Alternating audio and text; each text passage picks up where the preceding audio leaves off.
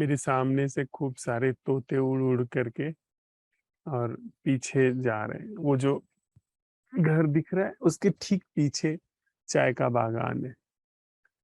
तो मेरे ख्याल से पूरी घाटी में पेड़ हैं।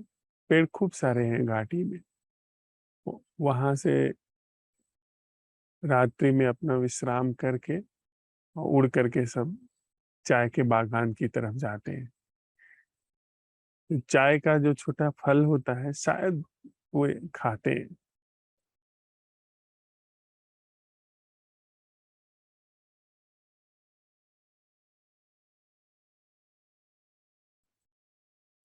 और कल शाम को बारिश हुई थी।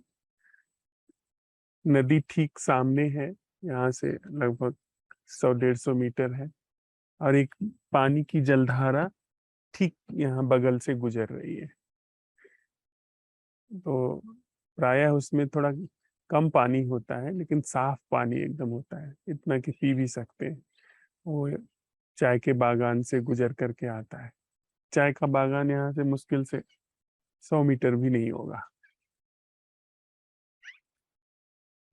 और अभी बरसात के दिनों में वो जलधारा खूब भर जाती है।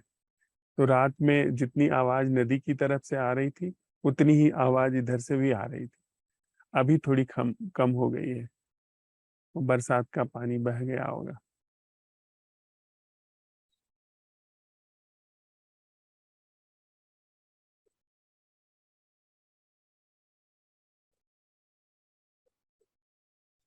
तो पीछे पहाड़ देख ही सकते हैं आप लोग। बादल उसके साथ अटखेलियां कर रहे हैं। और मेरे सामने पूरा धर्मशाला शहर है।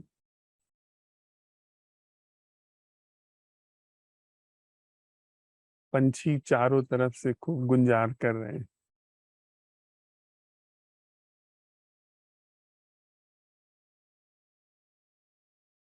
पंक्तियां की पंक्तियां उड़ रही हैं।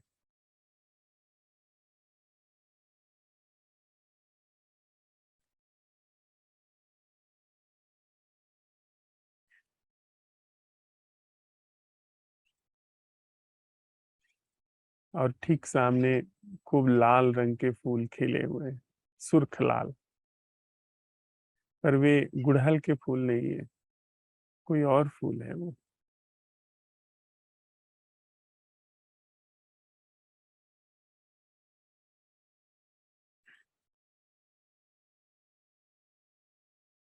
यहाँ तो अच्छी खासी ठंड है। मुझे एक शॉल भी ओढ़नी चाहिए थी।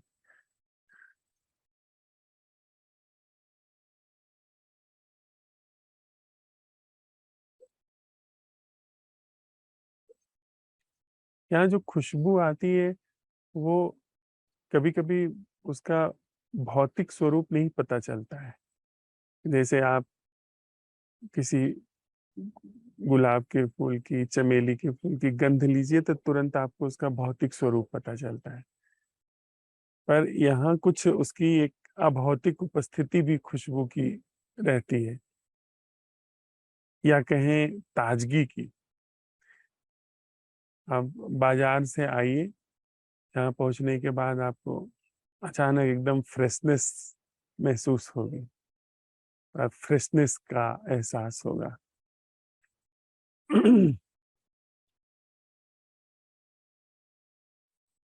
और धर्मशाला से यहाँ 1-2 डिग्री तापमान कम रहता है। वैसे ही धर्मशाला में ज्यादा तापमान नहीं होता, पर यहाँ इसलिए कम रहता है कि चाय का बागान लगभग 600 एकड़ का है। तो उतनी दूर तक पेड़ और हरियाली है, तो उधर से कोई भी हवा जब गुजर करके आती है तो बिल्कुल ठंडी हो जाती है। तो मुझे तो गर्मी के दिनों में भी यहाँ बिल्कुल पता नहीं चला, बल्कि पंखे चलाने की भी जरूरत नहीं पड़ती थी।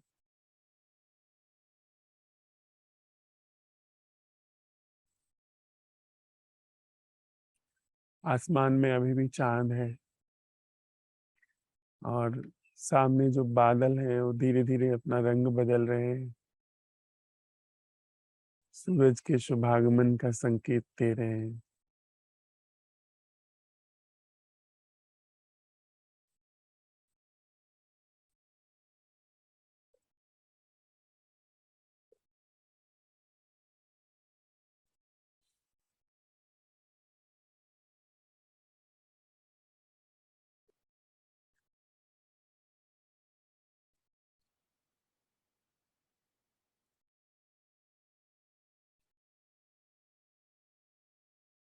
बीती रात की बैठक में हम लोग इस प्रश्न के साथ विदा हुए थे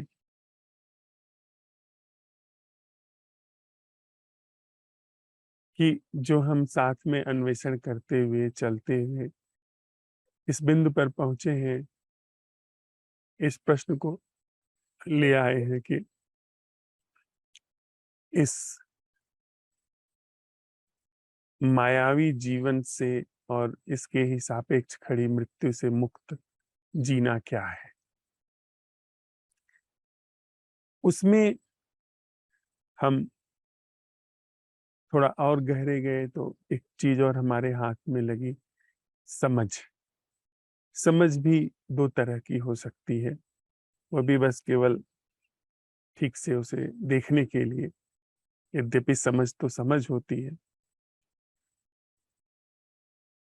एक समझ वैचारिक है, जो कि हम बाहर की चीज़ों में सुविधा की जगत में उसका उपयोग करते हैं, कंप्यूटर की समझ है।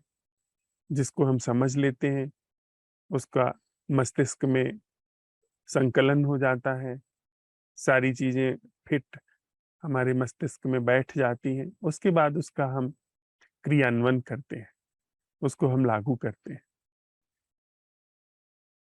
बड़ी उपयोगी है वह समझ, लेकिन वही समझ कि निष्कर्ष लेकर के हम इसके बाद फिर जीवन में लागू करें, जहाँ पर हमारे संबंध हैं, वहाँ लागू करें, जहाँ पर हम धड़क रहे हैं, वास्तविक रूप से हमारा जहाँ पुष्पन हो रहा है, जहाँ पर हम पुष्पित पल्लवित हो रहे हैं, वहाँ पर जब यह समझ लागू होती है, तो ये विनाश का कारण हो जाती है।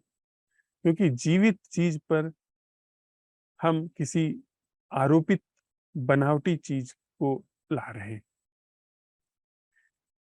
और उसी के कारण हम लोगों ने साथ-साथ चलते हुए देखा कि जीवन में दुःख है, पीड़ा है, संताप है। तो बीती रात हम इसी प्रश्न के साथ गए थे कि जीवन और मृत्यु से मुक्त वह जीना क्या है जिसकी समझ जीवित है, जिसकी समझ में समझ और क्रियान्वयन में भेद नहीं। जैसा कि हमारे मस्तिष्क में जो समझ काम करती है उसमें निष्कर्ष फिर क्रियान्वयन, दोनों के बीच में अंतराल। हमने समझ लिया और उसको लागू करेंगे, क्षण भर बाद लागू करें या दिन 2 दिन बाद लागू करें, पर उसमें अंतराल है। अंतराल है तो उसमें फिर समय है, उस अंतराल को तय करने में समय लगता है। वो क्षण का हजारवां हिस्सा लगता है, पर लगता है। और प्रयास है, प्रयास के साथ साथ फिर प्रयास करने वाला भी है। तो यह सारी चीजें एक बनावटी समझ में काम करती है, जो कि भौतिक जगत में उपयोगी है। अब जहां यह प्रश्न आ गया कि वह जीना क्या है जो जीवन और मृत्यु दोनों से मुक्त है, इसमें वह समझ नहीं लागू हो सकती। इसके लिए तो कुछ जीवंत समझ चाहिए, नैसर्गिक जागृत समझ चाहिए, निष्प्रयास समझ चाहिए, बिना अंतराल के, बिना समय की समझ चाहिए। ऐसी समझ जिसमें समय ना हो, ऐसी समझ जिसमें अंतराल ना हो। हम लोगों ने अंतराल और समय पर विधिवत संवाद किया है कि यह क्या है। अंतराल और समय, ये दोनों ही चीजें यांत्रिक और बनावटी समझ का हिस्सा है।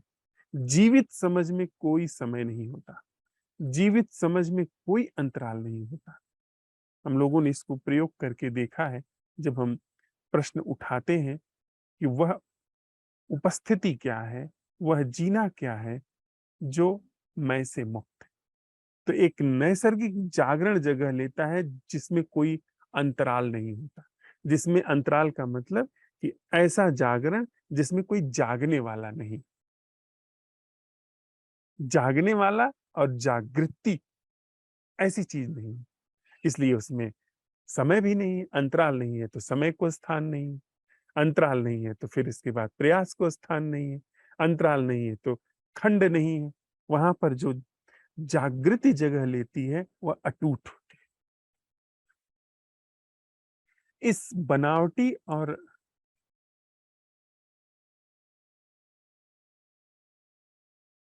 असल समझ के संबंध में 2-4 चीज़ें हम लोग ख्याल में ले सकते हैं, जिसके लिए 2-3 छोटी-छोटी कहानियाँ हैं, वो बड़ी प्रासंगिक मुझे नज़र आ रही हैं।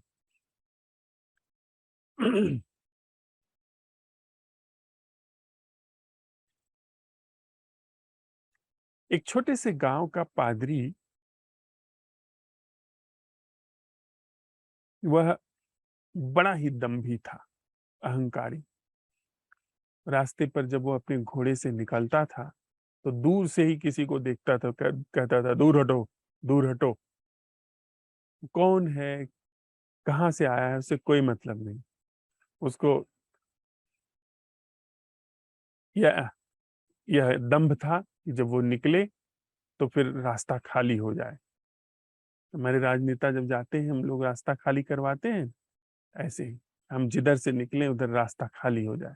तो ऐसे ही वह पादरी भी था कि और धर्मगुरु या राजनेता एक ही थैली के चट्टे-बट्टे हैं।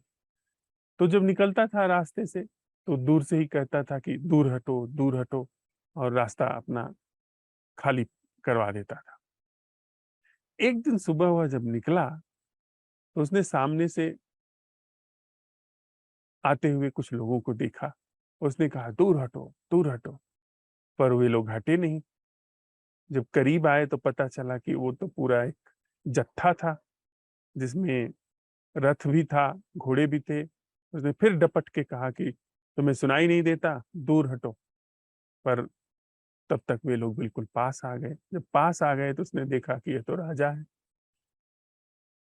उसके तो हाथ-पैर सुन्न पड़ गए। राजा ने उसको बुलाया, वो करीब गया, उसने कहा कि तुम सुबह मुझे दरबार में मिलो। उसने हामी तो भर दी, लेकिन वो समझ गया कि अब तो मेरी खैर नहीं, मृत्युदंड पक्का है। मैंने बड़ा अपमान किया है राजा को। अब बड़ी चिंता में था।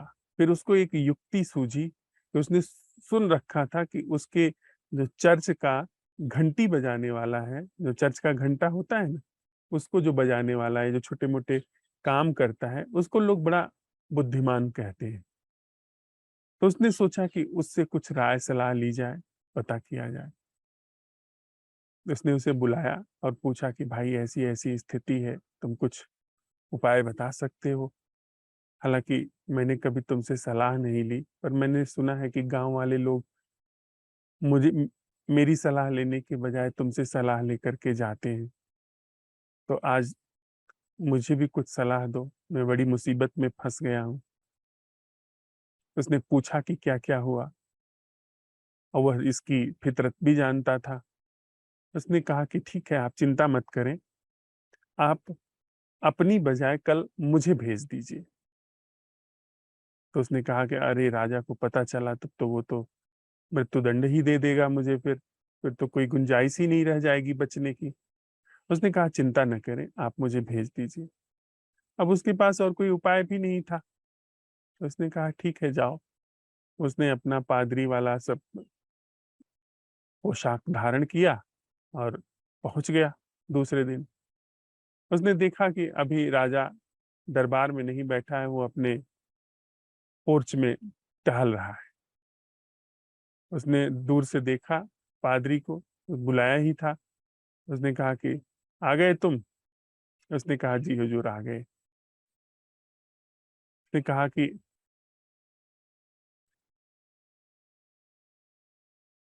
कल तुमने तो बड़ी धृष्टता की है। उसने कहा माफ करिए हुजूर,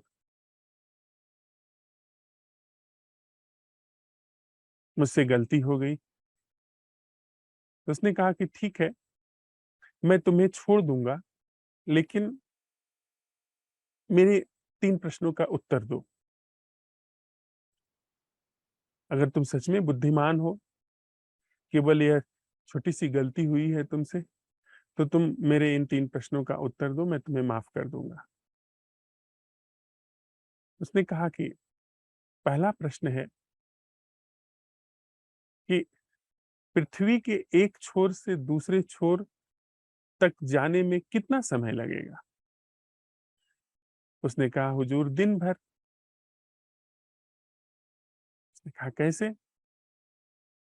उसने कहा हुजूर सुबह सूरज उगता है और शाम को एक छोर से उगता है और शाम को दूसरे छोर पर ढल जाता है, तो दिन भर का समय लगता है।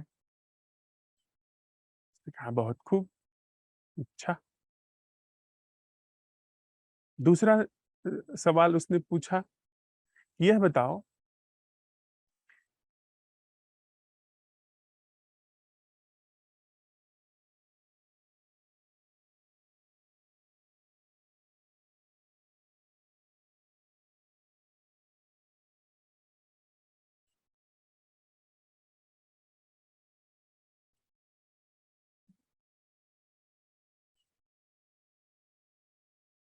भूल गया। तीसरा सवाल मुझे याद है। तीसरा सवाल उसने कहा कि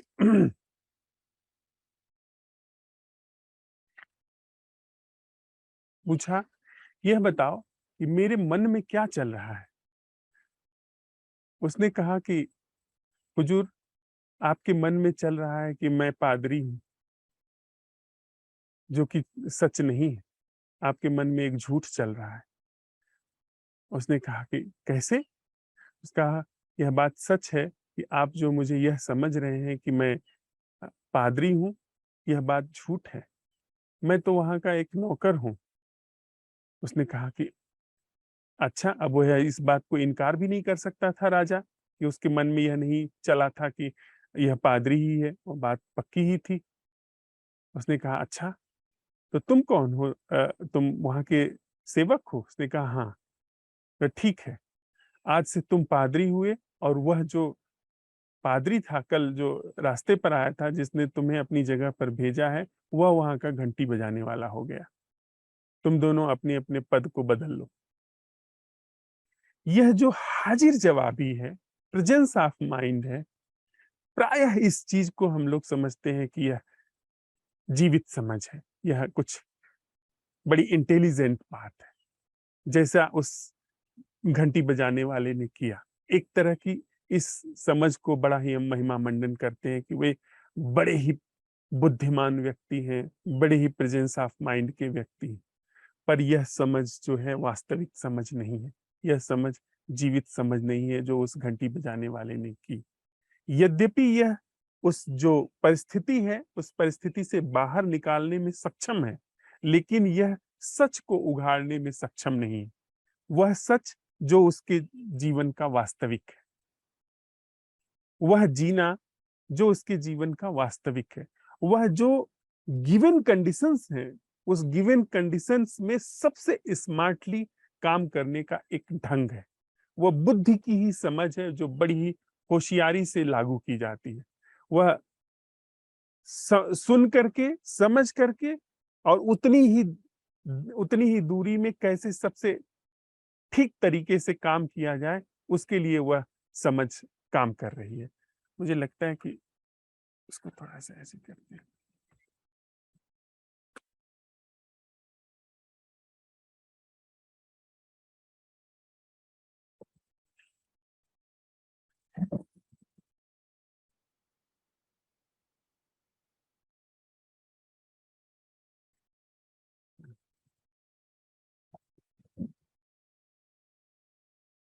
तो यह समझ जो है इस क्षेत्र में काम कर रही है, प्रेजेंस ऑफ माइंड। अब थोड़ा दूसरी समझ को भी देख लेते हैं। हम लोगों ने वो कहानी सुनी होगी जिसमें युधिष्ठिर बाकी सारे राजकुमारों के साथ गुरुकुल में शिक्षा ग्रहण करने गए हैं। वहां पर आचार्य द्रोण सभी बच्चों को कहते हैं कि एक पाठ याद करके आओ, सदा सच बोलो। और सारे बच्चे जाते हैं, वो दूसरे दिन आकर के पाठ सुना देते हैं, पर युधिष्ठिर नहीं सुना पाते। वे कई दिन बाद आकर के वह पाठ सुनाते हैं, तो गुरु द्रोण पूछते हैं कि तुम इतने भोंदू हो कि इतना एक एक वाक्य नहीं सुना पाए? उन्होंने फिर कहा कि जब तक मैं अपने जीवन में ही इस पाठ को न उतार लेता, तब तक यह संभव नहीं था। मेरा यह कहना, वह तो बड़ी शाब्दिक बात हो जाती। अब इस समझ को भी बड़ा महत्व दिया गया। यह समझ भी जीवित।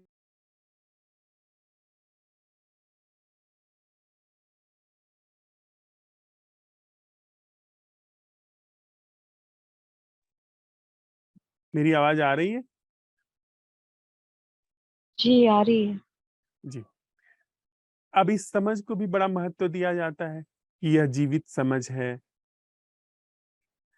युधिष्ठिर ने जब उस चीज को अपने जीवन में लागू कर लिया, तब जाकर के वह पाठ सुनाया। लेकिन यह समझ भी जीवित समझ नहीं। यह किसी चीज का भली भांति अनुकरण है। किसी चीज को भली भांति अपने जीवन में उतार लेना है, लागू कर लेना है। इन दोनों ही स्थितियों में यह जीवित समझ नहीं है। जीवित समझ है जो समझ निह प्रयास हो, जिसमें कोई प्रयास न हो, जिसमें कोई अनुकरण न हो, जिसमें किसी भी तल पर स्मृति का, विचार का उपयोग न हो रहा हो, वह समझ जीवित समझ है। और सिर्फ वही समझ मुक्त करती है। जैसे हम लोगों ने साथ साथ चलते हुए यह उघाड़ लिया है, यह पता कर लिया है कि बालवत दृष्टि, जो छोटे बच्चे जैसी दृष्टि है पर जागृत है, वह समझ वस्तुतः मुक्त करती है। यानी कि हम लोगों ने अहंकार के संदर्भ में खूब सोच विचार करके सावधानी अपने जीवन में बिठा ली है, पर वह समझ जीवित समझ नहीं है। उस समझ से कभी भी इस मैं के दंश का समूल अंत नहीं होता है। मैं का दंश अपने को थोड़ा सा व्यवस्थित कर लेता है, अपना थोड़ा प्रबंधन कर लेता है, लेकिन उसका न तो समूल अंत होता है और न ही जो यथार्थ जीवन है, वास्तविक जीवन है, उसका जीवन में अवतरण हो पाता है, उद्घाटन हो पाता है। जीवित समझ मात्र से ही जीवन में मैं की समूची संरचना का एक मुस्त अंत हो रहा है, और दूसरी तरफ जो वास्तविक जीवन है उसका उद्घाटन, उसका अनावरण हो रहा है।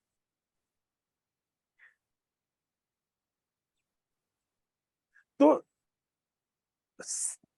अगर अगर हम कहें, जो कल की हमारी कहानी थी च्वांगत्सु के संदर्भ में, उसकी समझ को हम जीवित समझ कह सकते हैं। उसकी समझ बिल्कुल अपने जीवन से आ रही है, और जहां पर वह बैठा है वहीं से आ रही है। वह देख रहा है कछुए को कि अपनी पूंछ में कछुआ मिट्टी में पूंछ गड़ा करके बैठा है, और वह खुद भी अपने जीवन को देख रहा है कि वह बनावटी जीवन से मुक्त जीवन वहां पर घटित हो रहा है। तो सीधे कह देता है कि राज परिवार में जो 3000 साल से कछुआ रखा हुआ है, कछुए का जो ऊपर का खोल रखा हुआ है, वह इस वह उस कछुए का जीवन ज्यादा अच्छा है, या यह कछुआ जो मिट्टी में गड़ा करके बैठा हुआ है उसका जीवन ज्यादा अच्छा है? वह राजा ठीक से जी पा रहा है, या यह व्यक्ति ठीक से जी पा रहा है जो कि होश में है, जो कि नैसर्गिक रूप से जागृत है? तो सीधी सी बात है, जो सहज रूप से नैसर्गिक रूप से जागरण है, उसके लिए कोई भी चीज जो बनावटी क्षेत्र में आती है वह मायने नहीं रखती। जहां जीवन और संबंध का क्षेत्र है, तो व्यवस्था का नहीं, व्यवहार जो बाहरी सुविधा का व्यवहार है उसमें नहीं। आप देखें कि जितने भी प्रेजेंस ऑफ माइंड वाले लोग रहे हैं, जितने ही बड़े चतुर लोग रहे हैं, वे सारे के सारे लोग भीषण गुलामी में जिए। हम आप नाम लेते हैं बीरबल का। बीरबल की प्रेजेंस ऑफ माइंड बहुत तेज थी, पर जीवन भर वो गुलाम रहे, अकबर के दरबारी रहे, बड़े गुलाम रहे। अपनी बुद्धिमत्ता से वो जो राजा का दरबार है उसमें जाकर के जगह पा गए, लेकिन एक साधारण कहे तो बड़ी क्रूर बुद्धि का आतताई व्यक्ति वह उनका स्वामी बना रहा। यह कोई सही मायने में हम परख सकते हैं कि यह कोई जीवित बुद्धिमत्ता नहीं है। जीवित बुद्धिमत्ता सबसे पहले अपने जीवन में सच को उघाड़ती, और जीवित बुद्धिमत्ता बच्चे के अंदर है। जीवित बुद्धिमत्ता बच्चे के अंदर, बच्चे की भांति उस देखने में है जिसमें जागरण है, जिसमें नैसर्गिक रूप से जागरण है। ऐसी बुद्धिमत्ता वह अपने आप उन चीजों को छांट करके जीवन से गिरा देती है जो लागू नहीं होता। च्वांगत्सु की जो बुद्धिमत्ता है वह जीवित है। उसमें क्षण भर को भी देर नहीं है कि कैसे, कहाँ उसको जीना है, कहाँ कैसे क्या करना है। उसमें विचार की कोई जगह ही नहीं। वो जैसे छोटा बच्चा कंकर और हीरे में फर्क नहीं कर रहा है, वैसे ही उसकी नजर में भी कोई ऐसे ऊंच नीच के भेद नहीं। सहज रूप से, सरल रूप से वहां पर वह बुद्धिमत्ता काम कर रही है और भीतर जागृति में है। तो कल हम लोग इस प्रश्न के साथ रात्रि में विदा हुए थे कि जीवन और मृत्यु से मुक्त वह जीना क्या है जिसमें समझ जीवंत है, वैचारिक नहीं।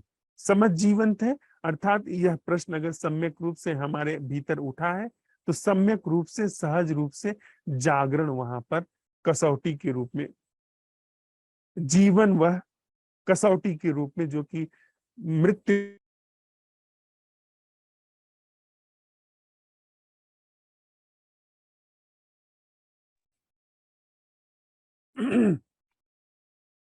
वह जीवन वहां पर उपलब्ध है। कसौटी ये है, जीवित समझ की यह कसौटी है कि वहां पर वह जीवन घटित होता हुआ पाया जाएगा जो कि नैसर्गिक है, निष्प्रयास है और जागृति के रूप में है। तो हम लोगों ने जो अवलोकन किया है बीती रात से आज की भोर तक, उस पर थोड़ा सा प्रकाश डाल लेते हैं।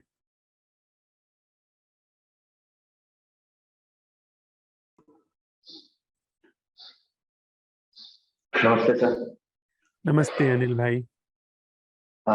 मौसम यहाँ भी सर बहुत ठंडा हो गया है और हवा बहुत तेज नहीं है, बिल्कुल हल्की हल्की है, लेकिन वातावरण ही ठंडा हो गया है अपने से ही तक बनी हुई। आज बरसात नहीं है तो पक्षी भी आए हैं, वो भी चहचहा रहे हैं। जुबान पे मेरे किसी भी तरह का कोई स्वाद नहीं है, न्यूट्रल ही है।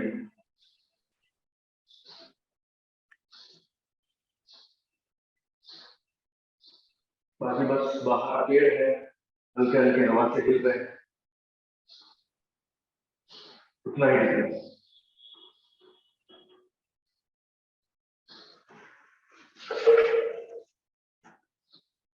जो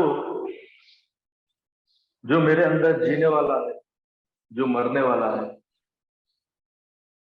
उससे न्यारा जो जीवन है, उसके संदर्भ में जीवन पे समझ क्या है।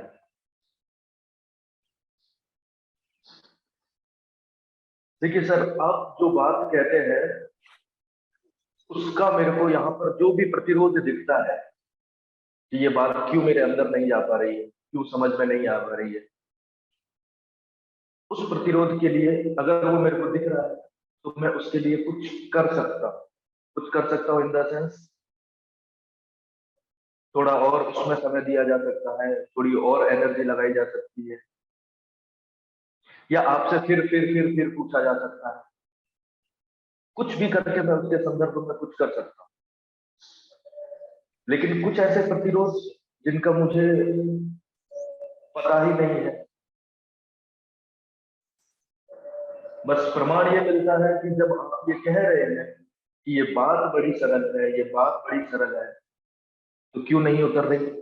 यानी इतना मैं बता सकता हूँ कि वहां जरूर कोई प्रतिरोध है जो इस बात को अंदर नहीं आने दे रहा है, समझ में नहीं आने दे रहा है। पर क्या प्रतिरोध है मुझे नहीं पता। नहीं पता तो कुछ भी नहीं कर सकते वहां।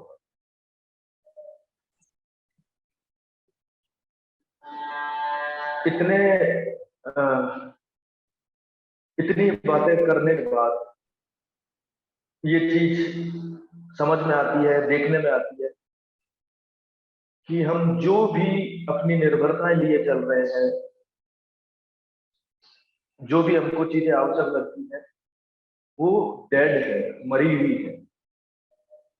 ठीक है, एक्सेप्टेड दिखता भी है, लेकिन ये मरी हुई चीजें मुझे जिंदा होने का एहसास करा रही है। अब मुझे जिंदा होने के लिए, जिंदा दिखने के लिए अगर मरी चीजों का भी सहारा लेना पड़े तो मैं लूंगा।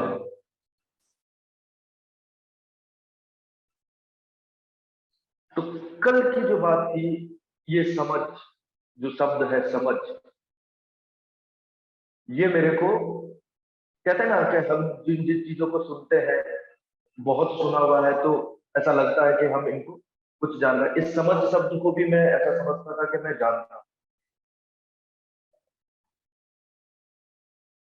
लेकिन इसमें एक जीवंत शब्द जुड़ गया कल आपकी तरफ से। तो मैं जिस प्रतिरोध की अभी बात कर रहा था कि जो मुझे दिख नहीं रहा था, वो मेरे प्रकाश में है अभी। मैं चाहता हूं जिंदा रहना, बचे रहना, जीवित रहना, तो मैं अपनी समझ से जिंदा रहना चाहता, उसको मैं छोड़ना नहीं चाहता।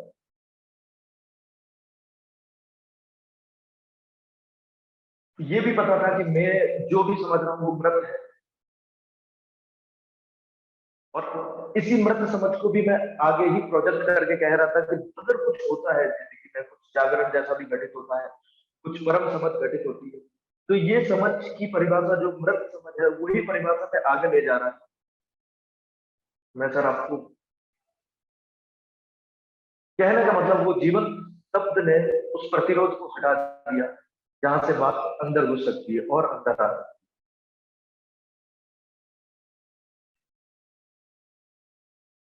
ये इतना इफेक्टिव है, एक भी विचार नहीं टिकेगा, नहीं टिक रहा है। इसमें एक बात और जोड़ दी गई तुरंत ही, अभी हाजिर जवाबी, जो एक बहुत बड़ा आंकड़ा था, वो भी खिसक रहा है।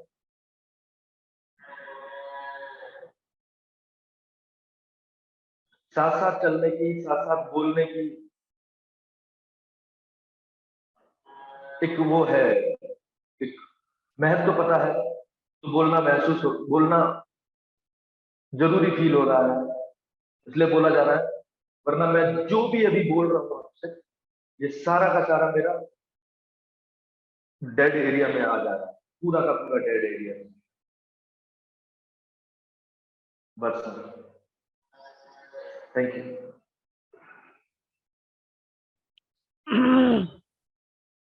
थैंक यू अनिल भाई। अभी तो बिल्कुल पहाड़ के पीछे से सूरज बस निकलने ही वाला है, और उसकी पूरी रोशनी जो है घाटी में फैल गई। तो इतनी समझ आ गई कि जो मेरी समझ है वो मृत समझ है, मुर्दा समझ है। मैं जो भी समझ करके अप्लाई करूंगा वह मुर्दा समझ है, और वह समझ कभी मुक्त नहीं कर सकती। वह समझ मुझे मेरे ही जंजीरों में जकड़ करके रखती है। जंजीरों का नाम बदल जाता है, जंजीरों का ढंग और रंग बदल जाता है, पर होती वह जंजीर ही है।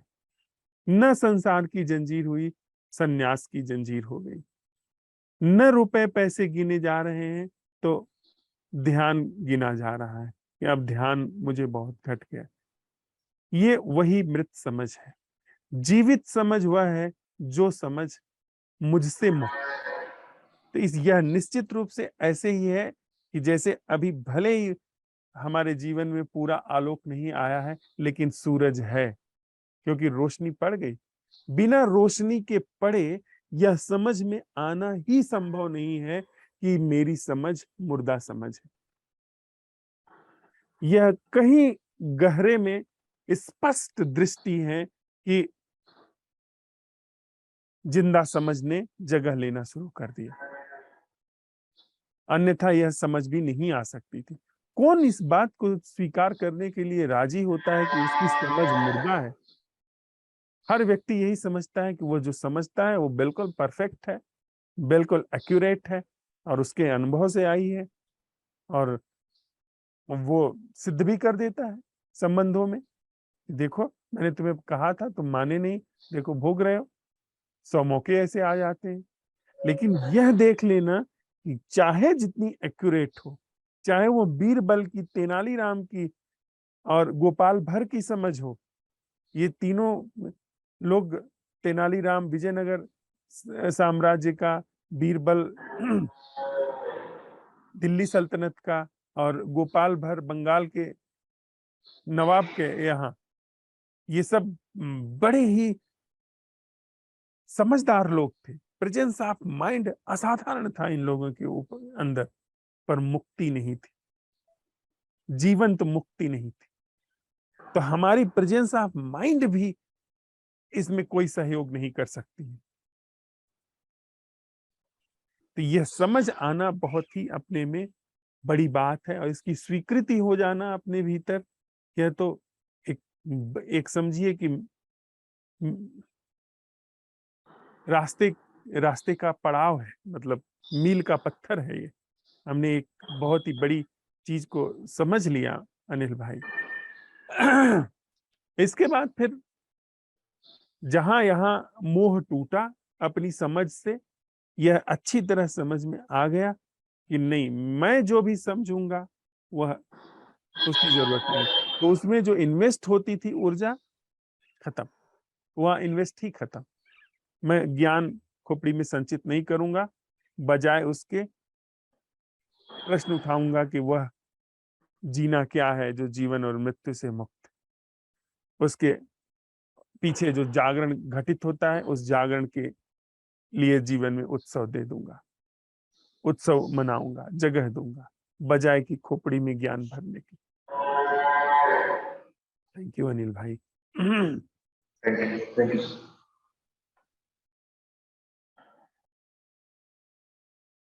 भावना।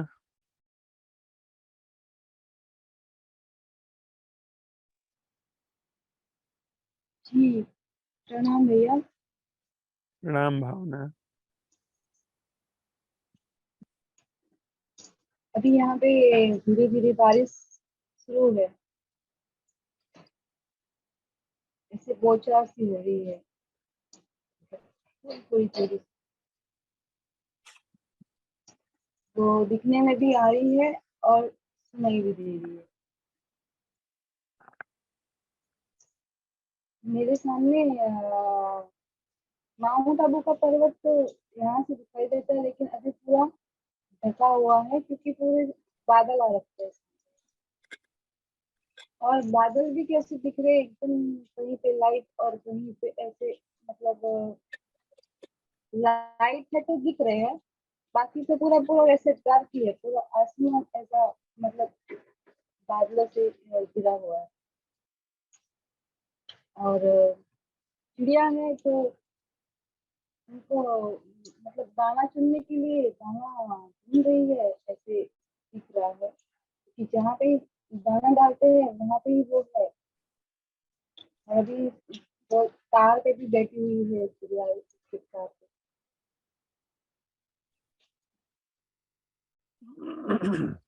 क्लियरी की आवाज आ रही है,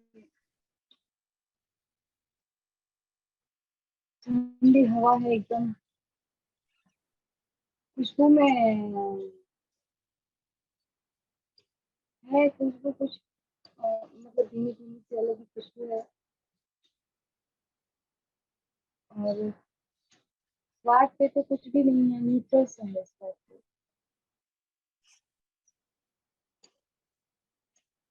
तो रात को जो ये प्रश्न लेके सोई कि वह जीवन क्या है जो जन्म और मृत्यु से मुक्त है, और इसमें जीवित समझ क्या है।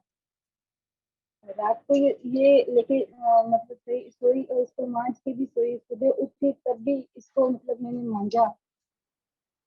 और कोई भी विचार आ रहा था तो वो उसमें उपस्थिति थी, मतलब उपस्थिति में हो रहा था कोई भी विचार। और जब मैं आपको सुन रही थी तो मैं क्या है कि 6 में 4 मिनट कम थी तब मैं उठी थी। फिर मैंने मोबाइल लिया हाथ में और फिर मैंने वो जो आपका भूत का चक्र है वो खोल के जो ऑन किया। फिर मैंने हेडफोन लगाया और आँख बंद करके मतलब मैं ऐसे ही लेट गई। तो 10 मिनट वही वो मौन चला। फिर उसके बाद में बीच में जो है ना मतलब कि मेरी अलग में पता नहीं नींद आ गई थी कि पता नहीं क्या हो गया था उस 10 मिनट के अंदर नहीं था। फिर उसके बाद में फिर आपने बोलना स्टार्ट किया तो जैसे जैसे आप बोल रहे थे तो आपके वहाँ का माहौल बता रहे थे, लेकिन मैं तो अंदर थी काट के ऊपर। तो मेरे सामने तो एक वॉल थी, तो वॉल थी बस, मैं तो फिर उसको ही देख रही थी। और कोई मतलब आप जो बोल रहे थे उसका कोई इमेजिनेशन नहीं था, बस मेरे सामने जो घट रहा था वो मैं देख रही थी। फिर उसके बाद में जब आपने बोलना स्टार्ट किया तो बीच बीच में पता नहीं क्या हो रहा था, नींद आ रही थी कि पता नहीं क्या हो रहा था मुझे। आपकी आवाज खो रही थी और मतलब विचार चल रहे थे और विचार चल चल रहे थे, लेकिन उन विचारों को है ना देखना हो रहा था, उसमें कोई बहना नहीं हो रहा था, लेकिन आपकी आवाज सुनाई नहीं दे रही थी मुझे। सिर्फ वो विचार सुनाई दे रहे थे, दिखाई दे रहे थे, लेकिन उसमें बहना नहीं हो रहा था। उपस्थिति भी थी वहां पे देखने की और सुनने की। फिर बाद में वापस मतलब कि मुझे ये हो रहा था कि मतलब मैं तो आपको सुन रही हूँ, तो फिर मैं वापस वहाँ पे आ रही थी आपको सुनने के लिए।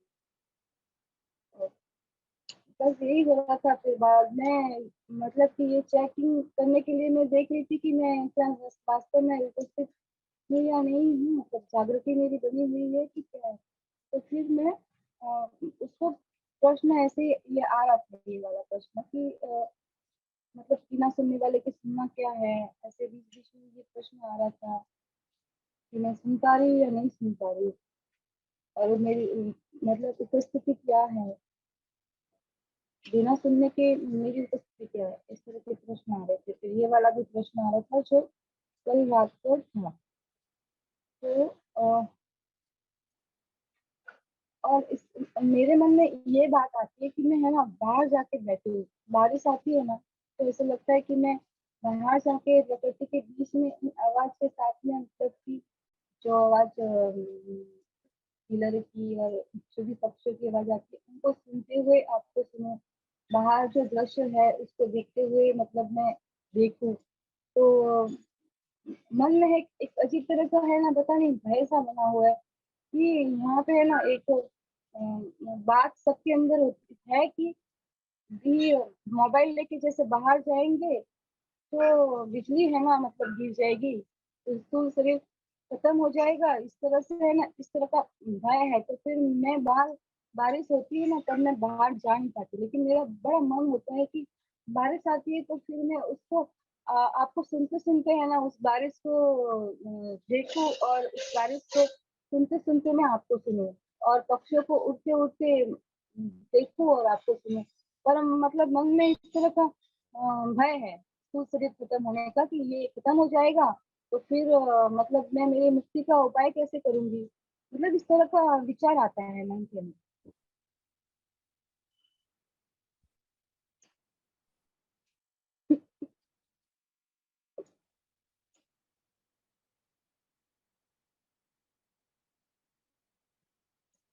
और फिर यहाँ पे मैं कोई मतलब कि वो जो प्रश्न है ना यहाँ पे मैं लेके नहीं आती, क्योंकि बात हरिओम बात है ना स्थूल शरीर की है। तो स्थूल शरीर के खत्म होने की है तो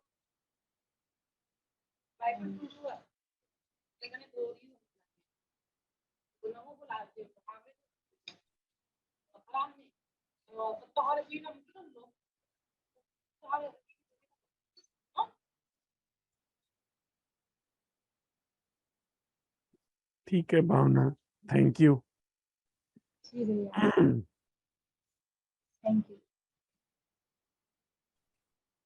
तो इससे आप कुछ बोलेंगे नहीं?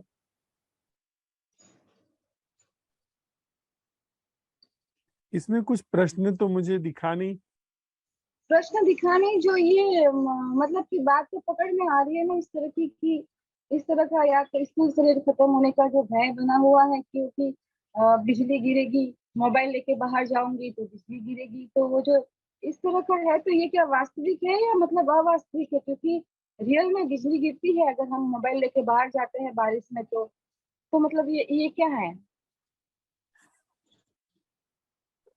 अब बारिश में मोबाइल लेके जाओगी तो उसमें मोबाइल तो भीगेगा ही ना।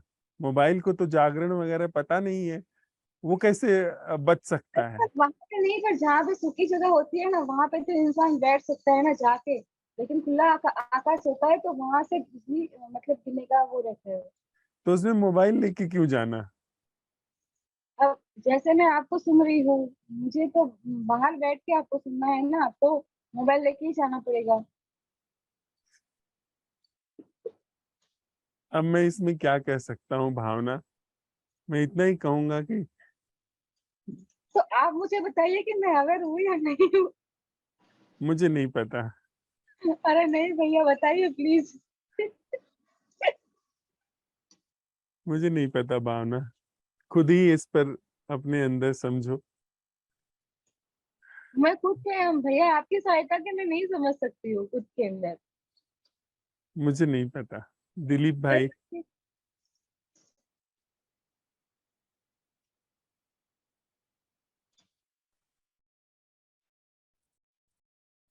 नमस्कार सर।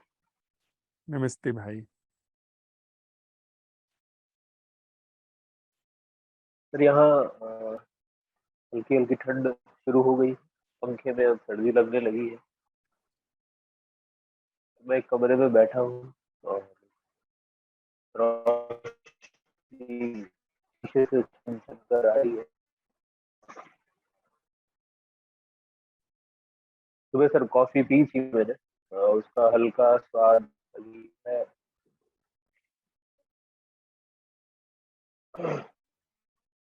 सर जीवन समझ की बात, मैंने इस पर काम करने की कोशिश करी सर, तो वही सब जो अनिल भाई ने जो बोला था, पर्दे ही अब तक की जो समझ है मेरी, हालांकि ये बहुत पहले ही ये चीज स्पष्ट हो गई थी कि जो जिसको समझदारी या फिर समझ समझा जाता था वो बस अ, उसका कोई आधार नहीं है, वो बस हम मान कर बैठे हैं उसको कि समझ है और उससे अपनी गाड़ी चला रहे हैं। अब सर जीवन समझ का नहीं, वो मेरे पकड़ के बाहर की बात है, क्योंकि हाजिर जवाबी तो मैं नहीं हूँ, और डेटा जो इकट्ठा है मेरे अंदर वहीं से निकल निकल कर चीजें आती हैं, और उस तरीके से ही सारा व्यवहार संबंध सब उसी से ही चलता है अब तक और अभी भी। पर ये जरूर पता है कि हाँ इसमें कुछ कमी है, ये तो हमारे इतने सारे संबंधों में निकल कर आ ही गया था सर शुरू से।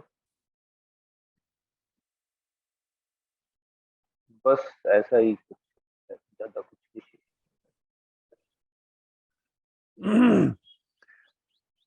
दिलीप भाई,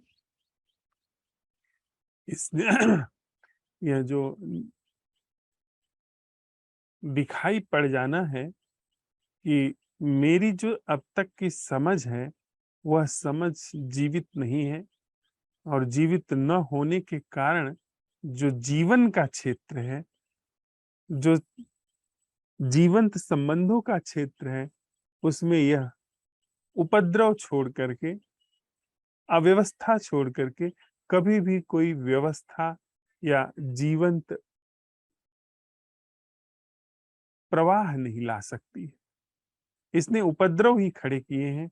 यह कोई व्यवस्था, कोई समरसता नहीं ला सकती। यह समझना बहुत बड़ी बात है, बहुत बड़ी घटना है।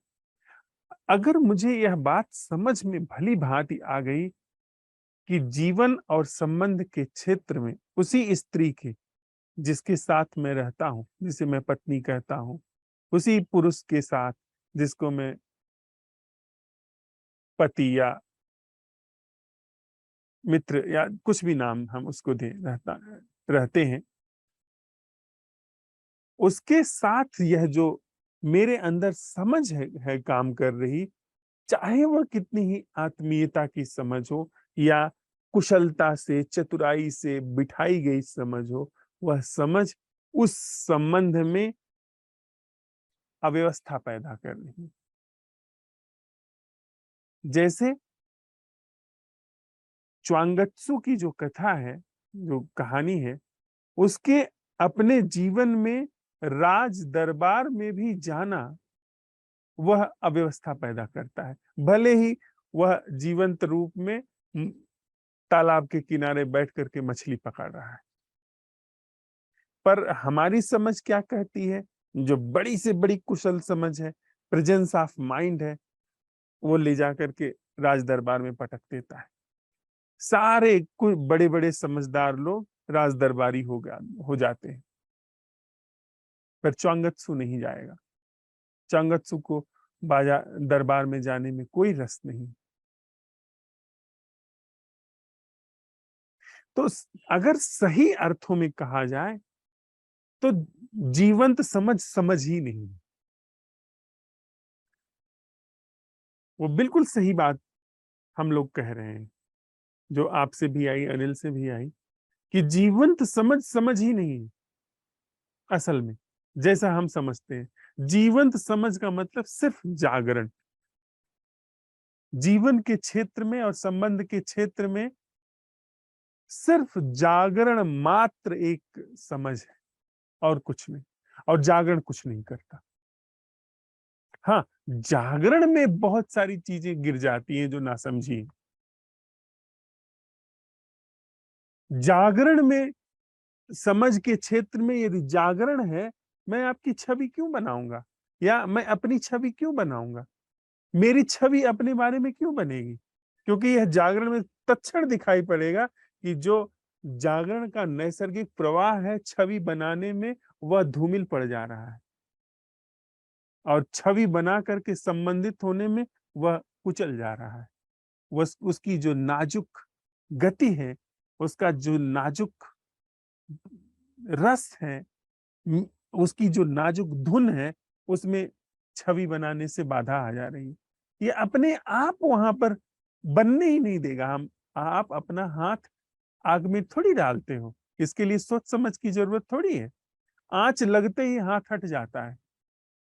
वैसे ही जागरण मात्र में, जहां पर जागरण मात्र है जीवन में, जागरण मात्र है संबंध में, वहां पर किसी भी तरीके से कोई छवि बनाना, कोई आग्रह बनाना, कोई भावना बना लेना किसी के विषय में, वह सब काम ही नहीं करेगा। वो उसका बनने का मतलब आंच का लगना, हाथ हट जाना।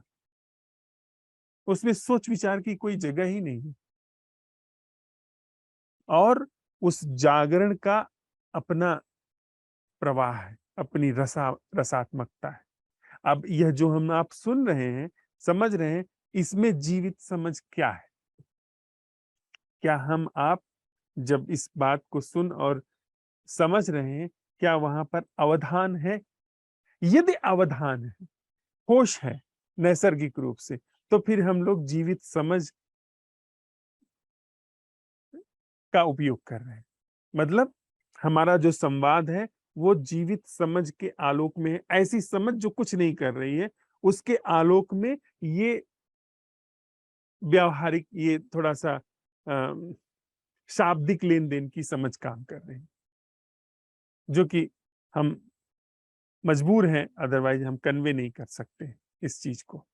एक दूसरे से शब्दों का उपयोग करना पड़ रहा है, लेकिन उसके आलोक में अगर वह नहीं है हमारे संवाद में, हम फिर चूक जाएंगे। अर्थात हम जब इस प्रश्न पर साथ साथ काम कर रहे हैं कि वह जीना क्या है, जो जीवन और मृत्यु से मुक्त है। इसकी वैचारिक नहीं, वास्तविक समझ क्या है, तो हम पाएंगे कि हम जागृत हैं। हम जागृत हैं मतलब नैसर्गिक रूप से जागरण वहां उपस्थित है, जिसके ऊपर हमारी बुद्धि काम कर रही है। नैसर्गिक जागरण स्वयंभू है, उसके ऊपर बुद्धि चल रही। आप देखें, हम लोगों ने महारत्न खोज लिया, ऐसा रत्न जो फिर मिटता नहीं, जो अमृत है। कोहिनूर हीरा ऐसा रत्न है जिसने, कोहिनूर के बारे में आप लोगों ने सुना ही होगा कि कोहिनूर हीरा दुर्भाग्यशाली रत्न है। वो जहां गया वो सल्तनतें समाप्त हो गई। मुगलों के पास आया, मुगल सल्तनत समाप्त हो गई। नादिर शाह के पास गया, नादिर शाह का साम्राज्य समाप्त हो गया। रंजीत सिंह लेकर के आए उसको। रंजीत सिंह से फिर उनके परिवार से गया अंग्रेजों के पास। अंग्रेजों की पूरी दुनिया में सल्तनत फैली थी, समाप्त हो गई। एक वो हीरा है, एक वो रत्न है, और एक यह रत्न है। वह रत्न जिनके पास था वो सब उसके अपने को उसका मालिक समझते थे, पर मालिक चले गए जो समझते थे, और वो रत्न जस का तस वहां बना हुआ है। मुर्दा रत्न है वो, यह जीवित रत्न है, यह अमृत है। उस रत्न को आप दूसरों के सापेक्ष रत्न समझते हैं, दूसरे लोग भी कहते हैं वह रत्न है। यह रत्न सबसे पहले आप हमें आपको तृप्त करता है, हमको आपको महिमावान करता है, हमारी आपकी दीनता दरिद्रता समाप्त करता है। उनकी दीनता दरिद्रता समाप्त नहीं हुई जिनके पास था। जिनके पास एक कोहिनूर हो गया, उन्होंने सोचा और भी 10-5 हो जाए, उनकी दरिद्रता और बढ़ गई। पर यह रत्न ऐसा है, यह समझ का रत्न ऐसा है, यह जागरण का रत्न ऐसा है जो कि तृप्त कर देता है, और किसी चीज की जरूरत नहीं। नैसर्गिक जागरण जहां पर है, उसके बाद किसी और चीज की जरूरत नहीं। सब उसके बाद मांगने वाला ही खत्म हो गया, तो मांग की तो बात ही खत्म हो गई। क्या हम सब लोग इस बात को, इसकी महिमा को देख रहे हैं कि कितनी असाधारण चीज हमारे इस मरण धर्मा जीवन में आई है? अभी जो हम लोगों की सीरीज प्रकाशित हो रही है, अमृत की देहरी पर मृत्यु के गीत, उसका आशय ही यही था कि हम लोग यह जो संवाद कर रहे हैं, यह मृत्यु के गीत हैं। और किस पर? अमृत की देहरी पर। और अमृत की देहरी क्या है? जागरण मात्र, नैसर्गिक जागरण मात्र। यह सब असाधारण है। अगर हम लोग इस रत्न को भली भांति जीवन में जगह दे, तो यह अपने आप फलता फूलता पसरता चला जा रहा है। धन्यवाद दिलीप भाई। धरा जी।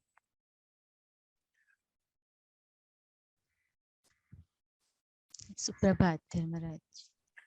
सुप्रभात धरा जी। आज यहाँ पर बहुत सुहानी है भोर, और आसमान पल पल बदल रहा है।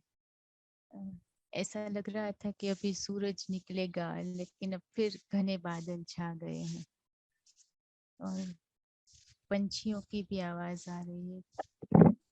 पवन लगातार बह रही है। किसी की सफाई कर रहे तो उसकी भी आवाज आ रही है। एक कौवा बोल रहा है, तोते की, ऐसे बहुत सारे पंछियों की आवाज भी आ रही है।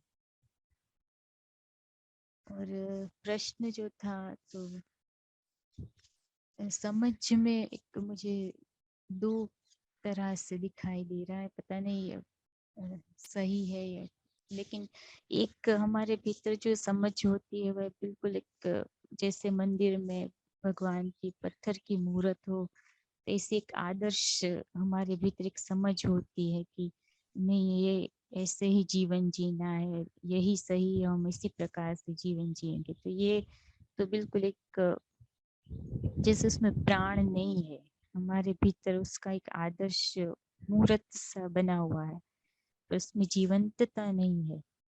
और कल आपने जो समझ कहा तो उस जिस अर्थ में वह मुझे जो भीतर अवलोकन में आया कि वह समझ प्री प्लान्ड नहीं है, उसमें कुछ तय किया हुआ नहीं है कि ऐसे ही जीना है या ऐसे ही करना है या ऐसा घटे तो ऐसा ही होना चाहिए, ऐसा कुछ उसमें नहीं होता।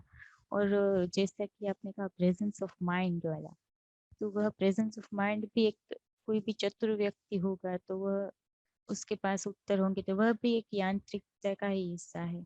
लेकिन यह जो समझ है वह जैसे कहा कि सजगता है, तो सजगता में ही तब कुछ जो जैसे होना चाहिए वैसे स्वतः हो जाता है। तो उसमें हमें भी पता नहीं होता कि हम क्या करने वाले हैं या हम क्या बोलेंगे या कौन सा एक्शन होगा हमसे। तो जब सजगता होती है और तब जो बोला गया सो बोला गया, हो सकता है वह व्यवहारिक तौर पर कभी मान्य न भी हो, और एक्शन भी कभी कभी हो सकता है कि वह व्यवहारिक मानदंडों के अनुसार न भी हो, लेकिन जब सजगता होगी और जो तब जो हो जाएगा मतलब वो हो जाएगा। वह जो कल आपने समझ में कहा वह मुझे इसी प्रकार से अभी तो अवलोकन में आ रहा है। हाँ धरा, ऐसा ही है। वस्तुतः जागरण कोई समझ है ही नहीं। जागरण सारी समझ का अंत है। समझ एक एक बैसाखी है।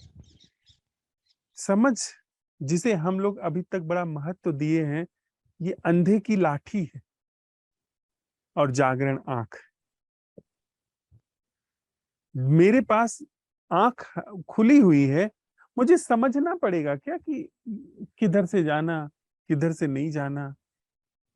आंख कुछ समझ करके चलती है क्या? टटोल टटाल के चलती है क्या? बिल्कुल नहीं। आंख देखती है और चलती जाती। आंख ने देखा और आगे बढ़ते हम चले गए। देखने में और कर्म में कोई अंतर नहीं है। जहां सोच विचार नहीं है, वहां बच्चे के अंदर सोच विचार नहीं है, उसकी आंख भी देखती है और वो चल पड़ता है। जहां दरवाजा है उससे उसी से निकलता है, वह दीवार से नहीं निकलता है। सोच विचार नहीं है वहां। पशु के अंदर भी समझ है, ये आंख है, तो वो सोच विचार नहीं करता। लेकिन हमारी जो बात है वह ऐसी आंख है जो जागी हुई। पशु की आंख, बच्चे की आंख जागी हुई नहीं। हमारी आंख, ये भौतिक भौतिक आंख तो अभिव्यक्ति है। गहनतम तल से हम उस प्रश्न को उठा रहे हैं जिसमें कि सिर्फ जागृति मात्र है, कुछ वह करती नहीं, उपस्थित बस है। उसकी उपस्थिति से ही 99% चीजें जीवन की जो समस्या पैदा कर रही हैं वो गिर गई। आंख खुली आंख से नजर ही नहीं आता किसी भी समस्या का होना। सारा वैर गिर गया। वैर आप कैसे करेंगे? वैर करने के लिए धुंध चाहिए, सोच विचार चाहिए, अपना पराया चाहिए, तब आप वैर करेंगे, तब आप वैर पालेंगे पोषेंगे, तब उस जहर को आप लेकर के जिएंगे। लेकिन अगर जीवंत समझ है यानी जागरण मात्र है, कैसे करिएगा? आंख है तो न ठोकर लगेगी न कहीं फंसेंगे आप। तो यह जागरण जो है कुछ नहीं करता, बस इसकी उपस्थिति में सब कुछ होता चला जाता है। तो हम सभी मित्र जिनको इस सारे अस्तित्व ने, इस परम चैतन्य जीवंत अस्तित्व ने अवसर दिया है। चीन में बड़ी एक प्यारी सी कहावत है कि उसकी ओर, परमात्मा कह लें, सच कह लें, जो भी कह लें, उसकी ओर वही लोग बढ़ते हैं जिनको उनकी उसकी पुकार आती है, अन्यथा उस तरफ आंखें ही नहीं उठ सकती। यह लगभग असंभव है कि उस तरफ आंख उठ जाए। तो ये बड़े ही सुंदर अवसर की बात है, बड़े सौभाग्य की बात है कि हमारी नजर उस तरफ पलटने लगी और सारा का सारा हम लोग जीवन जी जाते जैसे जीते चले आ रहे थे, जैसे सब लोग जी ही रहे हैं, पता ही नहीं चलता इस चीज का। हम उन्हीं उन्हीं चीजों को, वही घर, वही परिवार, वही मंदिर, वही मस्जिद, वही गुरु, वही रिचुअल्स, उन्हीं सारी चीजों को करते चले आते। जागरण भी जैसी कोई चीज है और वह भी नैसर्गिक जागरण जैसी चीज है, यह तो कभी ख्याल में ही नहीं आता। अमृत जैसी भी कोई चीज है, जीवित रहते हुए ही अमृत को उपलब्ध हुआ जा सकता है, यह तो कभी ख्याल में नहीं आता। और सुना भी हमने तो किसी तत्वदर्शी को सुना, कृष्ण को सुना, बुद्ध को सुना। हमारे अंदर जागरण हो सकता है, हमारे अंदर बुद्धत्व फलित हो सकता है, ये तो कभी सपने में भी नहीं, और इतनी आसानी से बातचीत करते करते। हमने तो सुना था बड़ा तप करना पड़ता है, बड़े युगों युगों तक साधना करनी पड़ती है। एक असंभव प्रश्न की कीमिया से प्रश्न उठा करके यह जागरण जीवन का हिस्सा हो सकता है, प्रश्न उठा करके दुख से मुक्त जीवन घटित हो सकता है। यह तो निश्चित रूप से इस चैतन्य जीवंत अस्तित्व का प्रसाद है कि हम आप संवाद कर पा रहे हैं, वो भी भौतिक रूप से इतने दूर बैठ करके। सब बड़ी कृतज्ञता का बोध दिलाता है कि हमने कुछ नहीं किया है, जो भी मिला है सब प्रसाद स्वरूप मिल रहा है। यह जागरण भी उसी प्रसाद के क्रम में हमें उघड़ रहा है, ये प्रश्न का जीवन में उतरना भी उसी प्रसाद के क्रम में उघड़ता चला जा रहा है। तो गीत गाते चलिए। आज शाम को आप गीत सुनाइए धरा जी। जी धन्यवाद।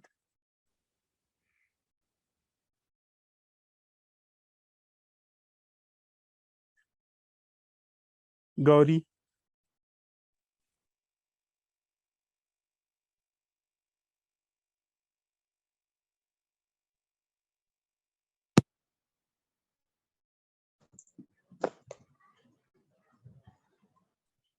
हेलो। हाँ गौरी। अच्छा अच्छा। यहाँ तो अ, हवाएं चल रही है और धूप भी है, आसमान पूरा साफ है और कुछ पीपल के पत्ते हिल रहे हैं और वो बगल से सुर की आवाज आ रही है, बहन चाय पी रही है। और वो आपने कहा था ना रात को देखने को पांचों ज्ञान इंद्रियों को, तो एक बार में ना हम एक ही के प्रति सजग हो पाते, वो पांचों एक साथ नहीं होती। तो पांचों एक साथ कब कहा था? पहले एक एक करके मतलब परख लो कि हाँ उस पर जो संवेदना घटित हो रही है वो पांचों की एक साथ बात तो अभी नहीं कही थी मैंने। हाँ हाँ, नहीं वो पांचों एक साथ इसलिए कहा था ना क्योंकि भी से 2-3 महीने पहले हमसे किसी ने कहा था कि हमने हमको किसी ने कहा था कि आप पांचों जो ज्ञान इंद्रिया है उससे देखने की कोशिश कीजिए। हम बोले हमको कुछ नहीं पता है सबके मामले में। हम एक बार में एक के प्रति ही सजग हो पाते हैं। जैसे अभी हमने फोन को पकड़ा है ना, तो वो पता चल रहा है। इस और पता चलने में कोई अभी बुद्धि का तो रोल नहीं है ना, तो अभी कल परसों तक यह बात हम लोगों की हमारे तुम्हारे बातचीत में आ रही थी कि बिना बुद्धि के तो देखा ही नहीं जा सकता है, बिना नाम के, बिना उसकी पुरानी याददाश्त के देखा ही नहीं जा सकता है। पर हमने आपने साथ साथ चलते हुए इस चीज को देखा ना कि बिना नाम के, बिना पुरानी याददाश्त के देखा, सुना, महसूस किया जा सकता है। अब तो जी इसमें संशय नहीं है। ना।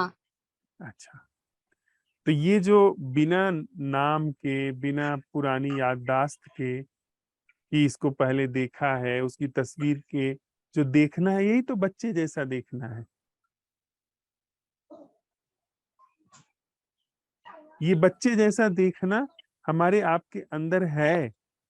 जब हम बच्चे थे तब इसी तरीके से देखते थे, और वह बच्चे जैसा देखना अभी भी विद्यमान है। पर हम लोग इतना ज्यादा आदती हो गए हैं कि हमको बिना अब नाम के दिखाई नहीं पड़ता। वो ऊपर एकदम देखते ही नाम आ जाता है फ्रिक्शन ऑफ सेकंड में। तो हम वही चीज बस इस अपनी जो हमारी खो गई है, उसको खो गई है मतलब जो पर्दा पड़ गया है, उसको पर्दे को छील रहे हैं। काई लग गई है, उसे छील रहे हैं। शब्दों की काई, पुरानी याददाश्त की काई, उसी को छील रहे हैं। तो बिना शब्दों के, बिना छवियों के जब हम आप अब देख रहे हैं, बच्चे थे जब देखते थे तो होश नहीं रहता था, तब दिखना घटित होता था, बच्चे को तो पता भी नहीं चलता है कि शब्द और छवि जैसी कोई चीज होता है। पर अब जब हम वो तो देखते हैं, हाँ क्या, वो खाली बॉक की तरह देखते रहते हैं ऐसे।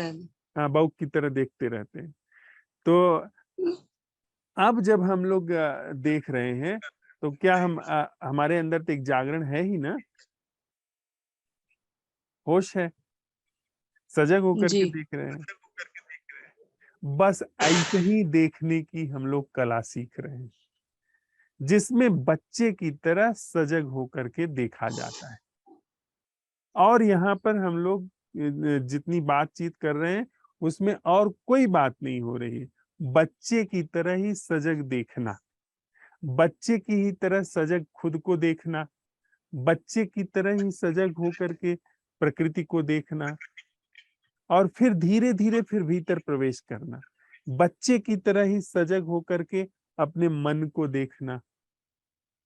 मान लो बच्चा जब देखता मन को, तो कोई क्रिया प्रतिक्रिया करता क्या, ऐसा होना चाहिए, नहीं होना चाहिए?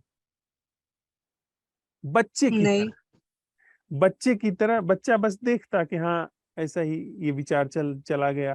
वो विचार नाम भी न देता, ये आया वो गया, बस देखता। पर हमारे देखने में अंतर है कि हमारे अंदर जागरण भी है, सजग होकर के देखा जा रहा है। बात पकड़ में आई? जी तो तो आज हमने इतना बोला, बाकी सब इतना लंबा लंबा फिर क्या बोलते रहते हो? बाकी लोग थोड़ा सा, हम सब लोग ज्यादा ज्यादा ज्ञान हम लोगों को हो गया है, तो उस ज्ञान को छीलने में समय लग रहा है। अच्छा अच्छा।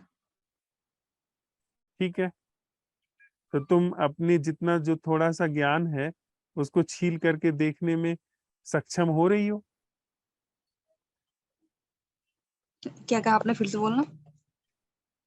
जो भी अभी तक ज्ञान इकट्ठा हुआ है आपके अंदर, उसको छील करके देखने में सक्षम हो पा रही हैं आप? मतलब जब आप मुझे अभी सुन रही हैं, तो बच्चे की तरह होश में सुनना घटित हो रहा है या नहीं? हाँ अभी हो रहा है, पर ये लगातार नहीं रहता, कभी कभी ना विचार आ ही जाते हैं और ध्यान कहीं और भाग ही जाता है। भागने दीजिए उसको, भागने दीजिए, वो चला जाए चला जाए। फिर जब ये पता चल जाएगा अरे ध्यान तो हट गया, तो फिर वापस यह प्रयोग चलना शुरू हो जाए कि बच्चे की तरह सुनना क्या है।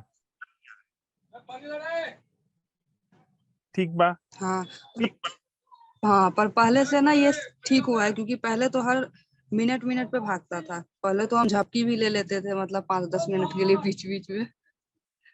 कोनो बात नहीं। अब इस चीज को धीरे धीरे ये पकड़ में आने लगी है ना।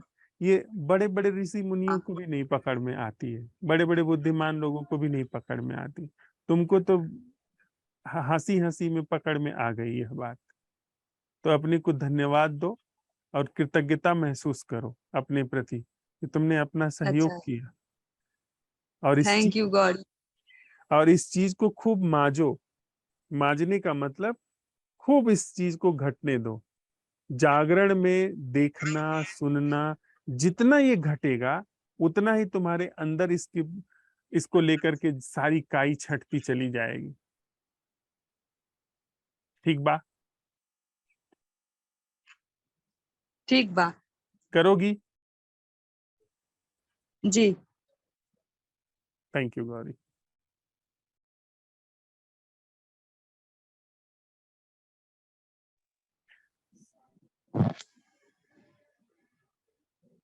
नमस्ते भैया।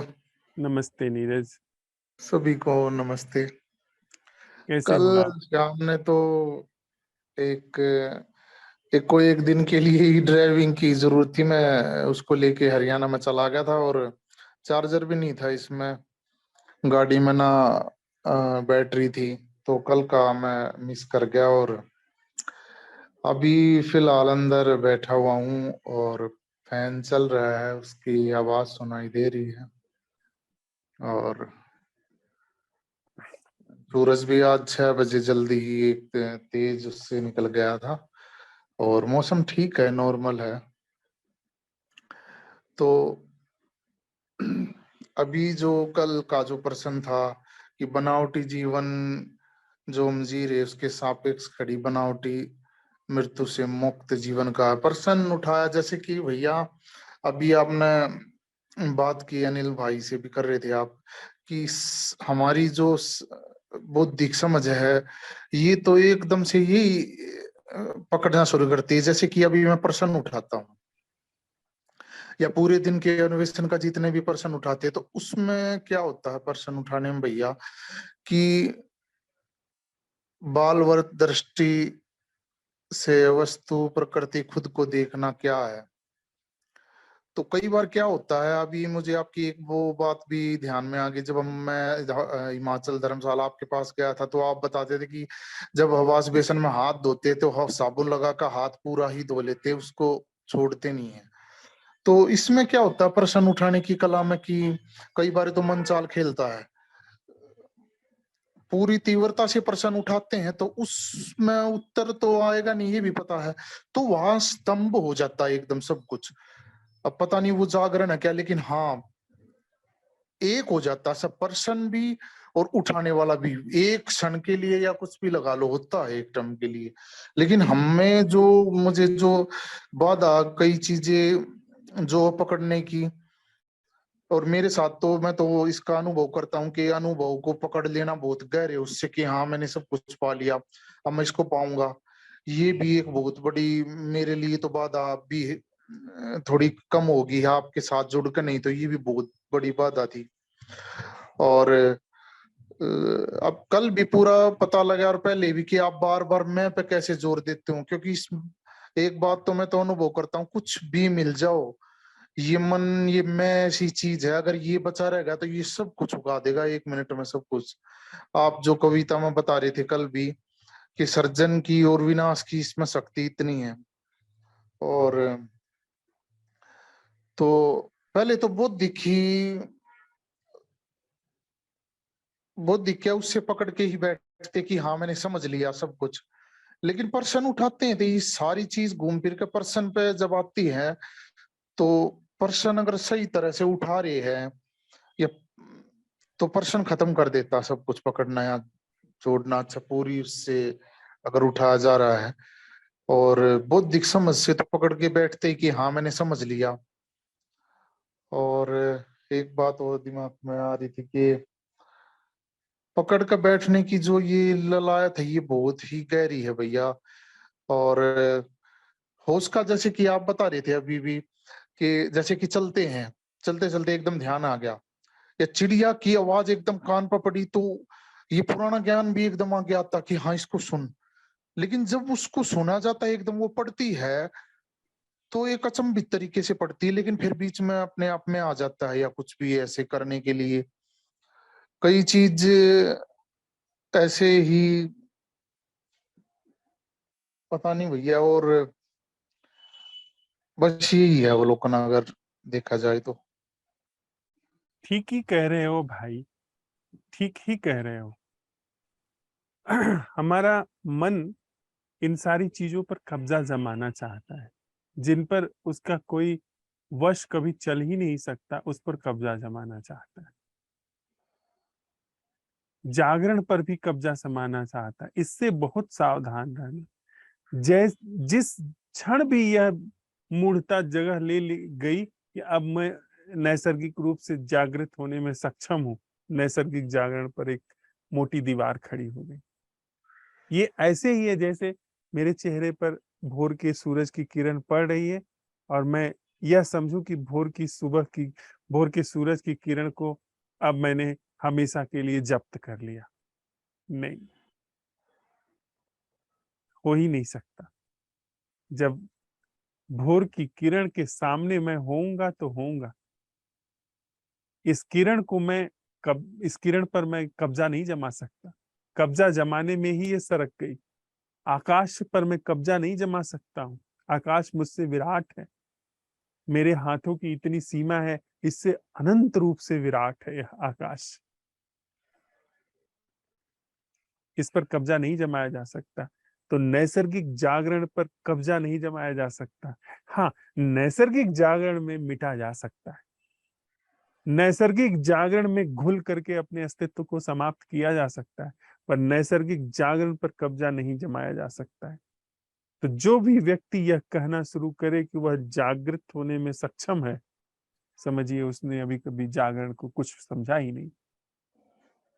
जागरण में सिर्फ मिटा जा सकता है, जागरण को पर कब्जा नहीं जमाया जा सकता, हो ही नहीं सकता। बुद्ध भी जागरण पर कब्जा नहीं जमा सकते। बड़ी से बड़ी हैसियत के भी व्यक्ति जागरण का पर कब्जा नहीं जमा सकते। हाँ, जागरण में मिट जाते हैं तो वह जागरण ही हो जाते हैं, वह अलग बात। वहां जागरण मात्र ही शेष बचता है, वह बिल्कुल अलग बात है। लेकिन कब्जा नहीं जम सकता।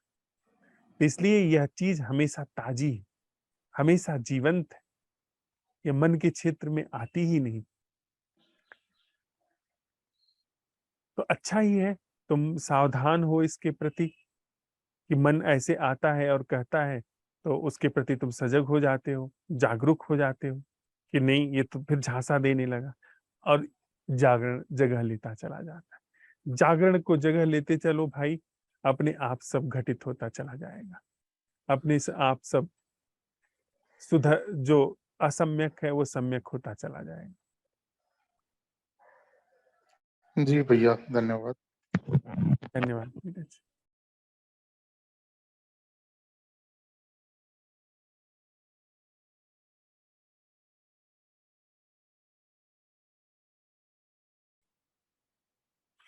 रंजीता जी,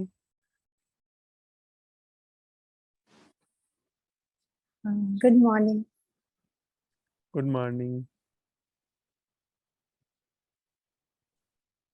मैं तो जब इस प्रश्न के साथ थी रात में तो फिर अ,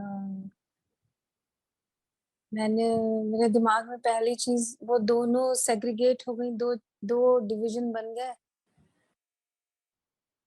जिन पहला कि जो चीजें जीवंत महसूस कराती हैं, और दूसरा जिन वो सारी चीजें मतलब दिमाग में रोटेट होने लगी कि जिन चीजों में जीवंत महसूस किया था और जिन चीजों में मृत महसूस किया था।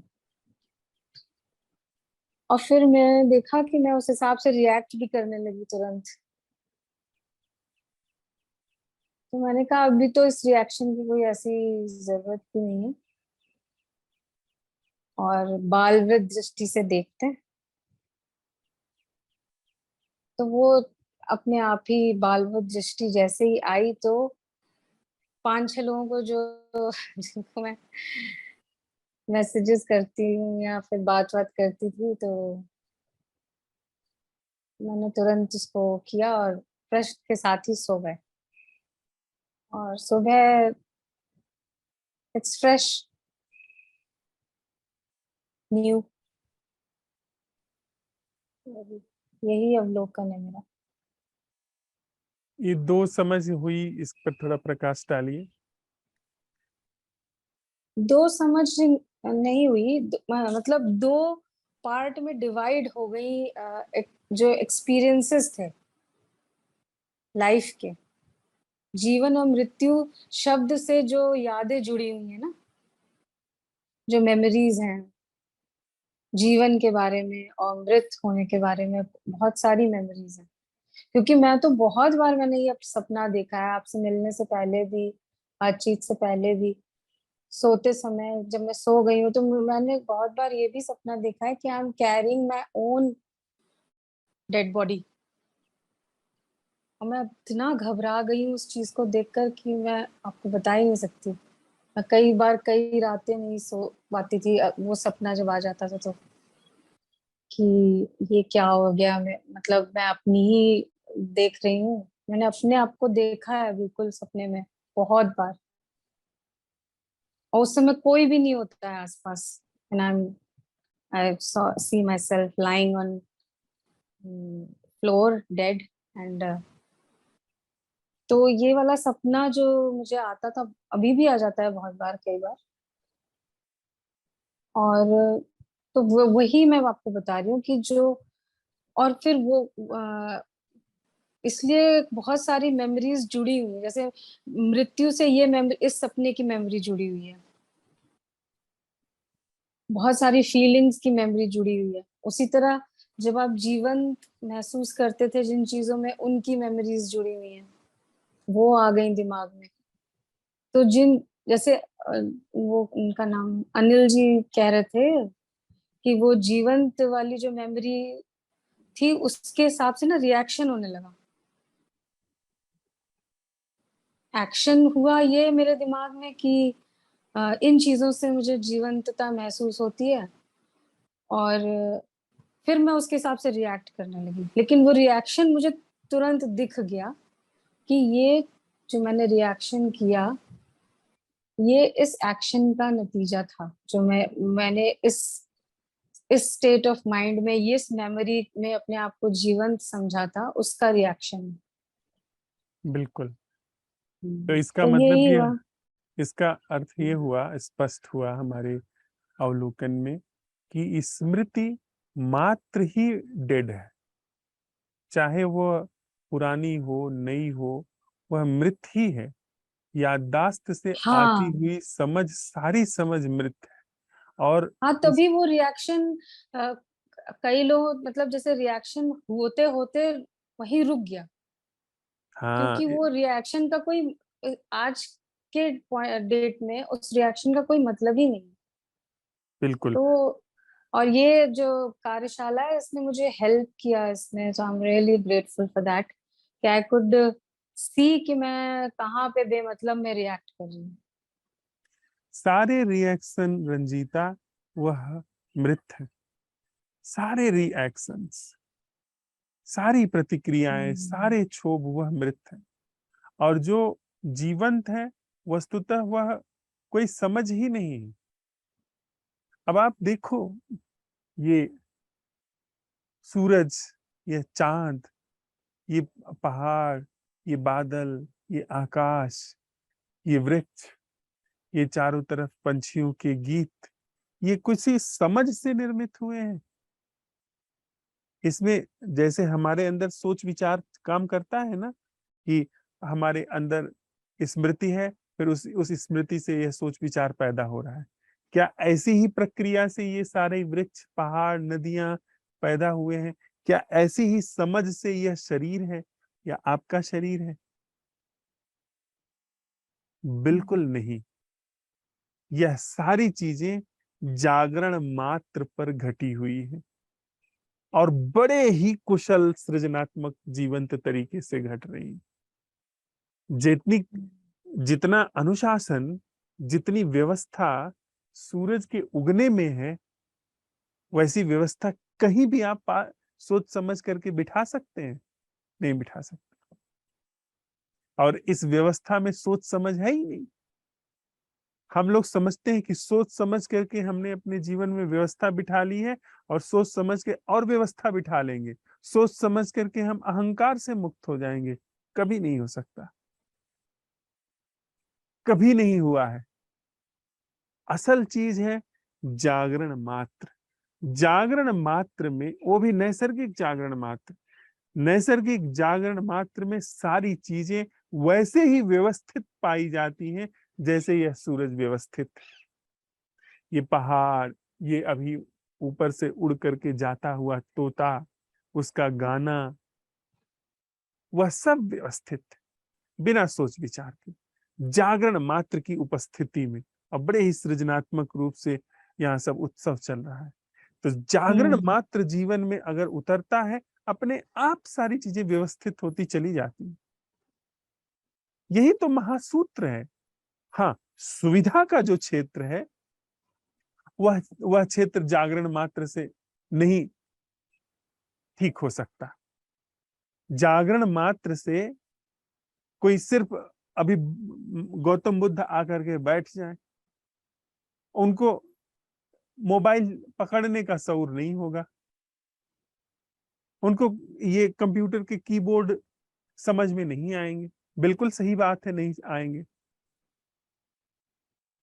वो सुविधा के क्षेत्र में उनको हमें शिक्षित करना होगा, जानकारी देनी होगी, तब वो सीख पाएंगे यह सब चीजें। लेकिन जहां जीवन का क्षेत्र है, जहां संबंध का सॉरी। क्षेत्र है, जहां व्यवहार घटित हो रहे हैं, जहां करुणा है, प्रेम है, मुदिता है, मैत्री है, वहां पर हम बिल्कुल मूढ़ हैं उनके समक्ष। जैसे इन क्षेत्र में हो सकता है वो बिल्कुल नहीं जानते, पर यह न जाने तो भी कोई फर्क नहीं पड़ता उनको। नहीं जानते थे आज के 2500 साल पहले, नहीं जानते थे, कोई फर्क नहीं पड़ा उनको। बड़े ही आनंदित जीवन जिए और बड़े ही आनंदित विदा हो गए। पर हम इतना सब जान करके भी अंदर रोते रहते हैं, आंसू बहता ही रहता है आदमी के। और लेकिन आंखों मुझे रोने में दिक्कत नहीं लगती है, मुझे लगता है कि it's a whole process of cleaning. I think whenever I feel like crying I cry a lot. मैं तो कभी किसी को ये नहीं, मतलब अगर दुख हो रहा है तो आप दुख, जैसे आप सुख को इतने प्यार से एक्सेप्ट कर लेते हैं, तो दुखी होने में मैं दुख को एक्सेप्ट कर लेने में बहुत, मतलब जैसे अंदर से आ ही रहा है रोना किसी बात को सोच के या किसी मेमोरी पे, तो क्या दिक्कत है? रो लिए, रो के आंखें भी साफ हो गई।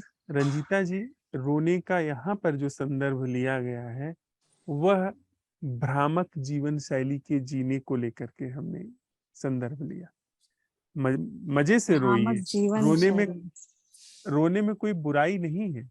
बात यह हो रही है कि जो हमारे जीवन में अव्यवस्था फैली हुई है उसको लेकर यह जो, व्यवस्था। हाँ, ये जो जागरण है, ये अव्यवस्था को पोंछ देता है जीवन से। इस अव्यवस्था नहीं है, यानी जो नैसर्गिक व्यवस्था है अस्तित्व की, वह व्यवस्था हमारे जीवन में व्याप्त है, तो फिर जो ये 100 तरीके की हमारे अंदर कुढ़न चिढ़न शिकायतें रहती हैं, अपने आप नहीं पाई जाती। उस संदर्भ में रोना का, रोने में कोई बुराई नहीं, मजे से जब उद्गार प्रकट करना हो तो लेकिन रो। उद्गार के साथ मुझे ऐसे लगता है कि उद्गार भी जो होता है ना, उसके साथ शिकायत उसके साथ ही आ रही होती है।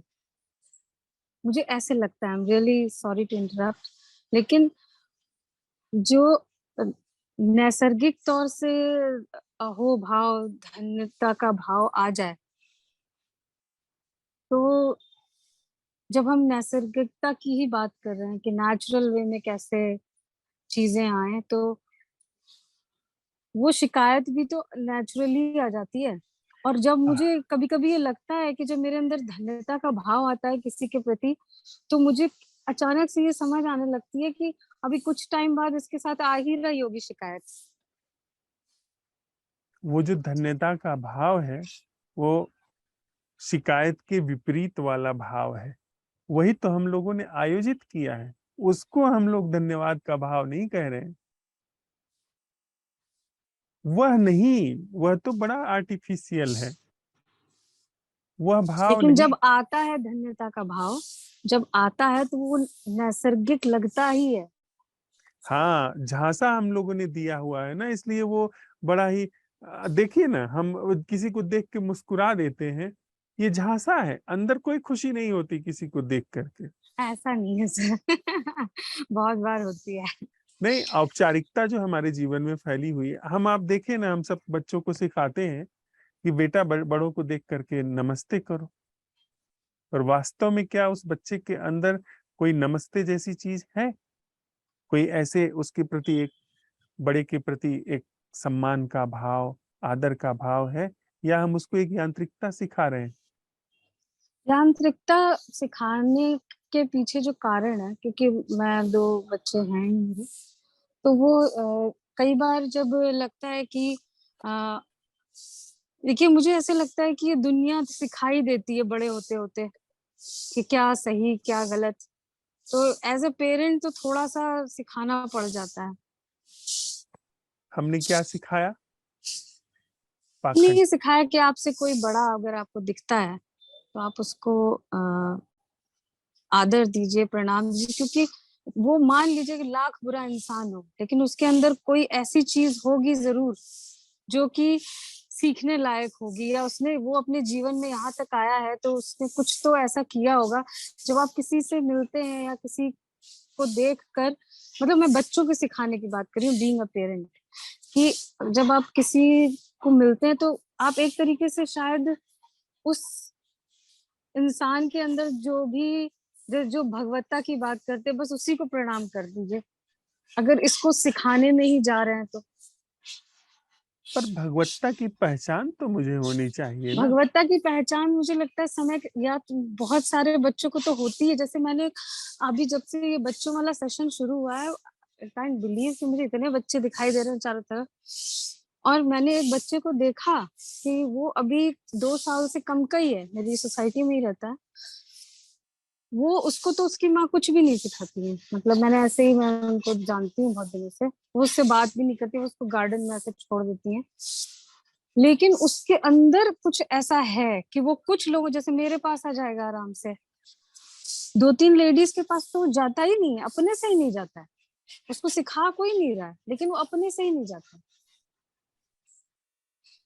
हाँ, तो बजाय यह सिखाने के कि आप यांत्रिक रूप से अभिवादन करें, बच्चे को सिखाया जाए, अगर हम लोग सही में अच्छे हुँ।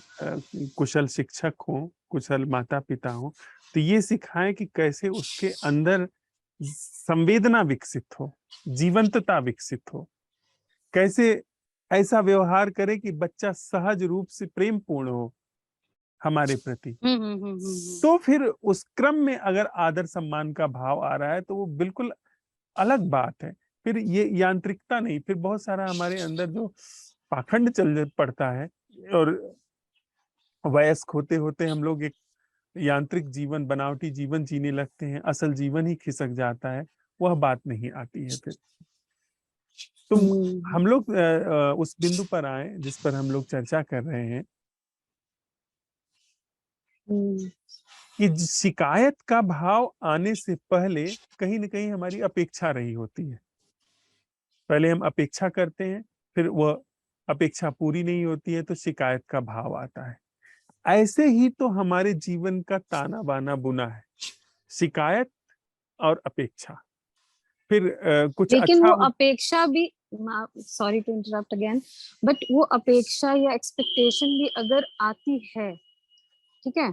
आप किसी से भी मिलते हैं, मतलब आप एक पौधा भी लगाते हैं ना, जैसे आपने बीज डाला, ठीक है? आप भूल भी गए, आप बीज डाल के भूल गए, आपने जो इम्पोर्टेंट चीज़ें करनी थी वो कर दी, लेकिन at the back of the mind अपेक्षा तो रह मतलब वो नेचुरल अपेक्षा है कि अगर आपने बीज डाला है, ठीक है? किसी भी चीज़ का, तो वो नहीं होता है, तो फिर आदमी कुरेद के देखता है या सोचता है कि मैंने इसमें क्या ऐसा नहीं किया जो ये ग्रो नहीं कर रहा है। रंजीता जी, फिर एक और भी शब्द हमारे पास है, शुभ हुँ, कामना, विश, हाँ, शुभेच्छा। वह शुभेच्छा। अपेक्षा नहीं है। अपेक्षा हुँ, वह है कि मैंने आपको यह दिया था, आप मुझे वापस करो।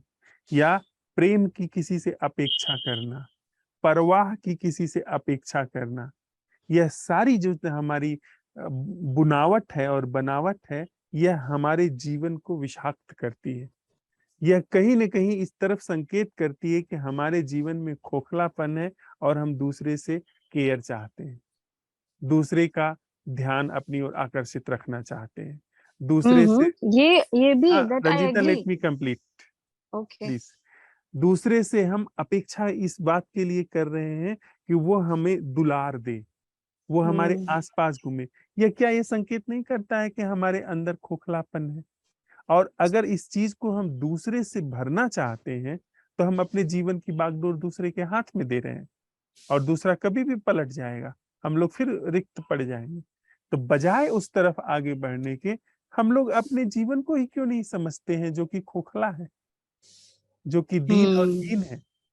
उसी के प्रति, उसी को समझने के लिए हम लोग यहाँ पर साथ साथ अन्वेषण कर रहे हैं कि यह जो जागरण है, नैसर्गिक जागरण, उसके आलोक में दीनता और हीनता, यह सारी चीजें अपने आप आलोकित होकर के दिखाई पड़नी शुरू हो जाती है और विसर्जित होनी शुरू हो जाती है। क्यों? इसके पीछे आप देखें तो दो कारण हैं। एक, जो बनावटी जीवन है उसी जीवन में हीनता और दीनता है, जिसको हम कोशिश कर करके बना करके रखे हैं। बचपन से ही हमको सिखा गया है कि तुम्हें ऐसा होना है, वैसा होना है, इस हिसाब से जीना है। तो अब वह चीजें वैसी हो नहीं रही हैं, तो इस वजह से हमारे अंदर सब खोखलापन मैं निर्मित हो गया है। एक वह है। और नैसर्गिक जीवन क्या करता है? नैसर्गिक जागरण, जिसमें आप कुछ नहीं कर रहे हैं, निःप्रयास जागरण मात्र है। तो निःप्रयास जागरण मात्र है तो वहां पर कोई खोखलापन नहीं, दीनता हीनता नहीं है। वह अपने आप में समृद्ध है। तो आप फिर दूसरे से अपेक्षा नहीं करेंगे। संबंध होगा पर अपेक्षा से संबंध होगा। उसमें आप भी भरे पूरे हैं और अगर सामने वाला भी भरा पूरा है तो दो फूल एक दूसरे के आसपास हो गए, जिसमें गंध दैट्स मोर ब्यूटीफुल। जिसमें गंध किसी को नहीं चाहिए, पर उड़ा दोनों रहे हैं, उड़ेल दोनों रहे हैं। तो ये जो जागरण, लेकिन फूल को मैं प्रैक्टिकल बात कर रही हूँ, वेरी सॉरी। लेकिन मान लीजिए कमल का भी फूल होता है ना, तो वो कीचड़ में ही खिलता है, वो उस कीचड़ का भी उपयोग कर लेता है खिलने के लिए। और मतलब जैसे आई एम सॉरी, लेकिन ये मुझे ऐसे लगता है कि हम हमेशा जो उपमा लेते हैं यहाँ पे इस प्लेटफॉर्म पे, वो फूल की लेते हैं। तो मुझे ऐसे लगता है कि ये जो फूल भी खिल रहा है ना, तो उसकी जो उस फूल के खिलने में भी उस खाद, तो कोई खाद में गंध होती है, या कीचड़ में कमल भी खिलेगा तो कीचड़ में ही खिलेगा। तो हम लोग यहाँ पर कौन सी खाद ले रहे हैं, थोड़ा उस पर भी प्रकाश डाल दीजिए। अपने जीवन की सारी जो वो है, क्या बोलेंगे उसको, डेड चीजें हैं, उसकी खाद ले रहे हैं। जैसे क्या? जैसे अभी मैंने अपने पुराने एक्सपीरियंसेस आपको सुनाए कि मुझे ऐसे सपना आता था, ऐसा होता था, या मेरे पुराने ऐसी चीजें हुई मेरे साथ, या कल जो मेरे साथ हुआ बच्चों के साथ, वो मैंने देखा, वो भी आपको बताया। तो it's not present at this moment, but we are using that these things. या मेरे जो बहुत बुरे एक्सपीरियंसेस हैं लोगों के साथ, वो रंजीता भी जी, इसमें ये सारी बारीक बातें हैं पर समझ लेने जैसी हैं। हमारा मन हमारे अतीत को जस्टिफाई करता है, वो छोड़ना नहीं चाहता है। अब हमारे अनुभवों को, हमारी समझ को छोड़ना नहीं चाहता है, और इस कारण इसको जस्टिफाई करता है कि हाँ, इन सारी चीजों का भी उपयोग है, पर जागरण में इन सारी चीजों का कोई उपयोग नहीं। जागरण में तो खत्म हो जाती है सर, जागरण में तो खत्म हो जाती है, इसलिए इसका कोई उपयोग नहीं है। अब आप सोचो, मैं कितना भी अनुभवी व्यक्ति हूँ, मेरे लिए जागरण में मेरे अनुभव का क्या उपयोग है?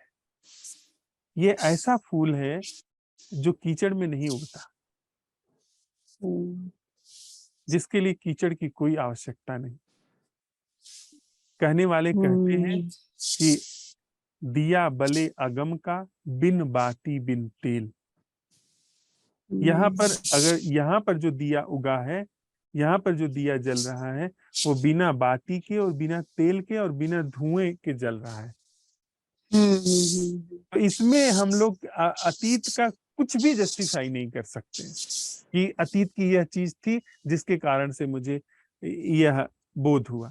तभी तो यह नैसर्गिक है, तभी तभी तो यह निष्प्रयास है, तभी तो यह अकारण है। अगर हमने कारण ला दिया कि हमारे अंदर बहुत कीचड़ था, इस वजह से यह खिला, तो इसका मतलब हम नैसर्गिक की ओर नहीं जा रहे हैं, वह कीचड़ के क्रम में ही जा रहे हैं। रंजीता, यह सही है। बात बहुत महत्वपूर्ण है कि हम लोग जागरण की तरफ प्रवेश कर रहे हैं। हम लोग किसी भी तरीके से जो हमारे पुराना जीवन है उसके सुधरे हुए स्वरूप की ओर नहीं जा रहे हैं।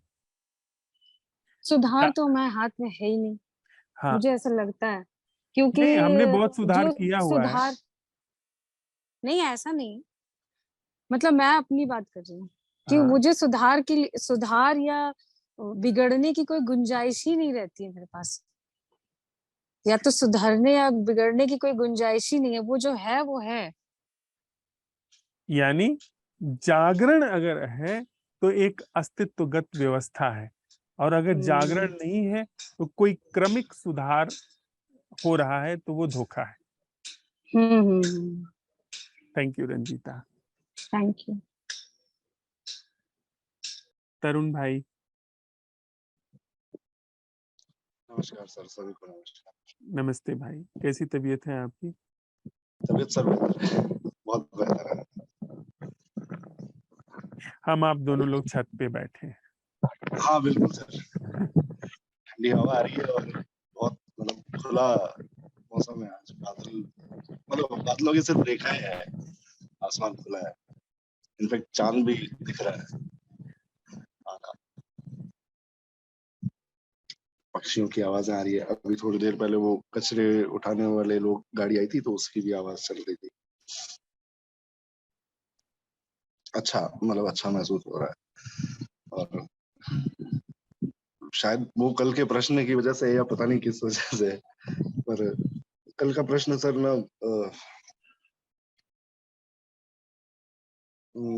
वो रिलैक्स कर गया सर एकदम से ना, रिलैक्स कर गया। ऐसा नहीं कि बहुत सारे अन्वेषण निकल करके आ रहे हैं या अवलोकन निकल करके आ रहे हैं, वो प्रश्न उठाना अपने आप में रिलैक्स किया जा रहा है।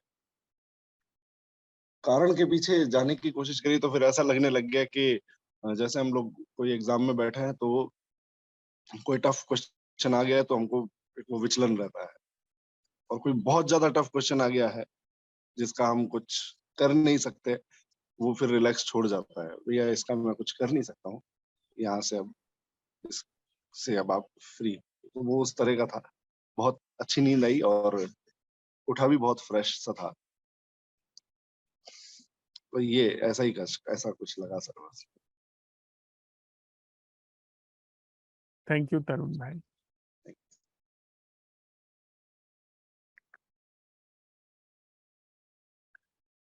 हम लोग साथ में चलते हुए अब इस बिंदु पर पहुंचे हैं, अन्वेषण करते हुए, जीवंत अन्वेषण करते हुए, कहते सुनते समय भी जागरण के लिए अवसर बनाते हुए, प्रश्न उठाते हुए कि वह बोलना क्या है हमारे अंदर जो जागरण में है, वह सुनना क्या है जो जागरण में है।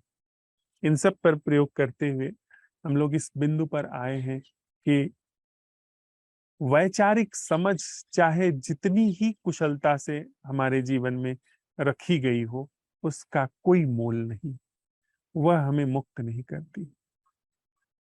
चाहे वह तिल भर का ज्ञान हो या पहाड़ भर का ज्ञान हो, वह मुक्त नहीं करता है। असल समझ जो है वह है जागरण, और जागरण कहें तो कोई समझ ही नहीं, जागरण सारी समझ का अवसान है। जागरण बिना समझ के, बिना विचार के इस पूरे अस्तित्व के सृजन को घटित करा रहा है। उस जागरण पर इस अस्तित्व का सारा सृजन घटित हो रहा है। तो इस बात के लेकर के हमारे अंदर बिल्कुल अब स्पष्ट प्रतिभिज्ञा हो गई है कि जहां पर जीवन का क्षेत्र है और जहां पर संबंध का क्षेत्र है, वहां पर किसी भी समझ की कोई आवश्यकता नहीं है। जागरण मात्र काफी है, और जागरण मात्र के अतिरिक्त कुछ भी वहां पर घटित होना वह विषाक्त है। तो आज हम लोग इसी प्रश्न के साथ रहते हैं कि इस समझ, मुक्त समझ का, जिसे जागरण कहते हैं, उसके साथ रहना क्या है। जिस समझ को अब तक हम लोग समझते आए हैं, उस समझ को हमने देख लिया, वह जीवन और संबंधों के क्षेत्र में बिल्कुल काम नहीं करती, बल्कि जहर फैलाती। और यह भी समझ लिया कि जागरण ऐसी समझ है जो समझ ही नहीं है, और जो ऐसी समझ है जो सृजनात्मक है। जिस समझ से सूरज उगा है, उस समझ को हम लोग अपने जीवन में अवसर दें कि मृत समझ से मुक्त जीना क्या है। थोड़ी देर के लिए इस प्रश्न के साथ बैठते हैं और फिर इस प्रश्न के साथ दिन भर अन्वेषण के लिए हम लोग विदा हो लेंगे।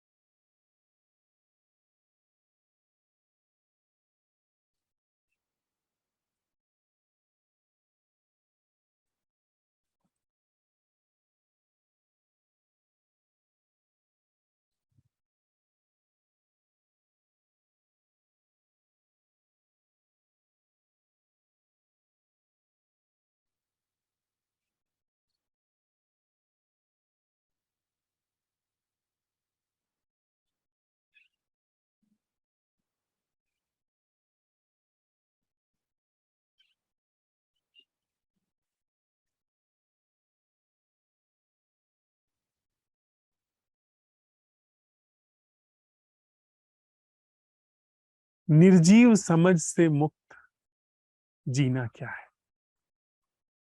निर्जीव या मृत समझ से मुक्त जीना क्या है। निर्जीव या मृत समझ से मुक्त जीना क्या है।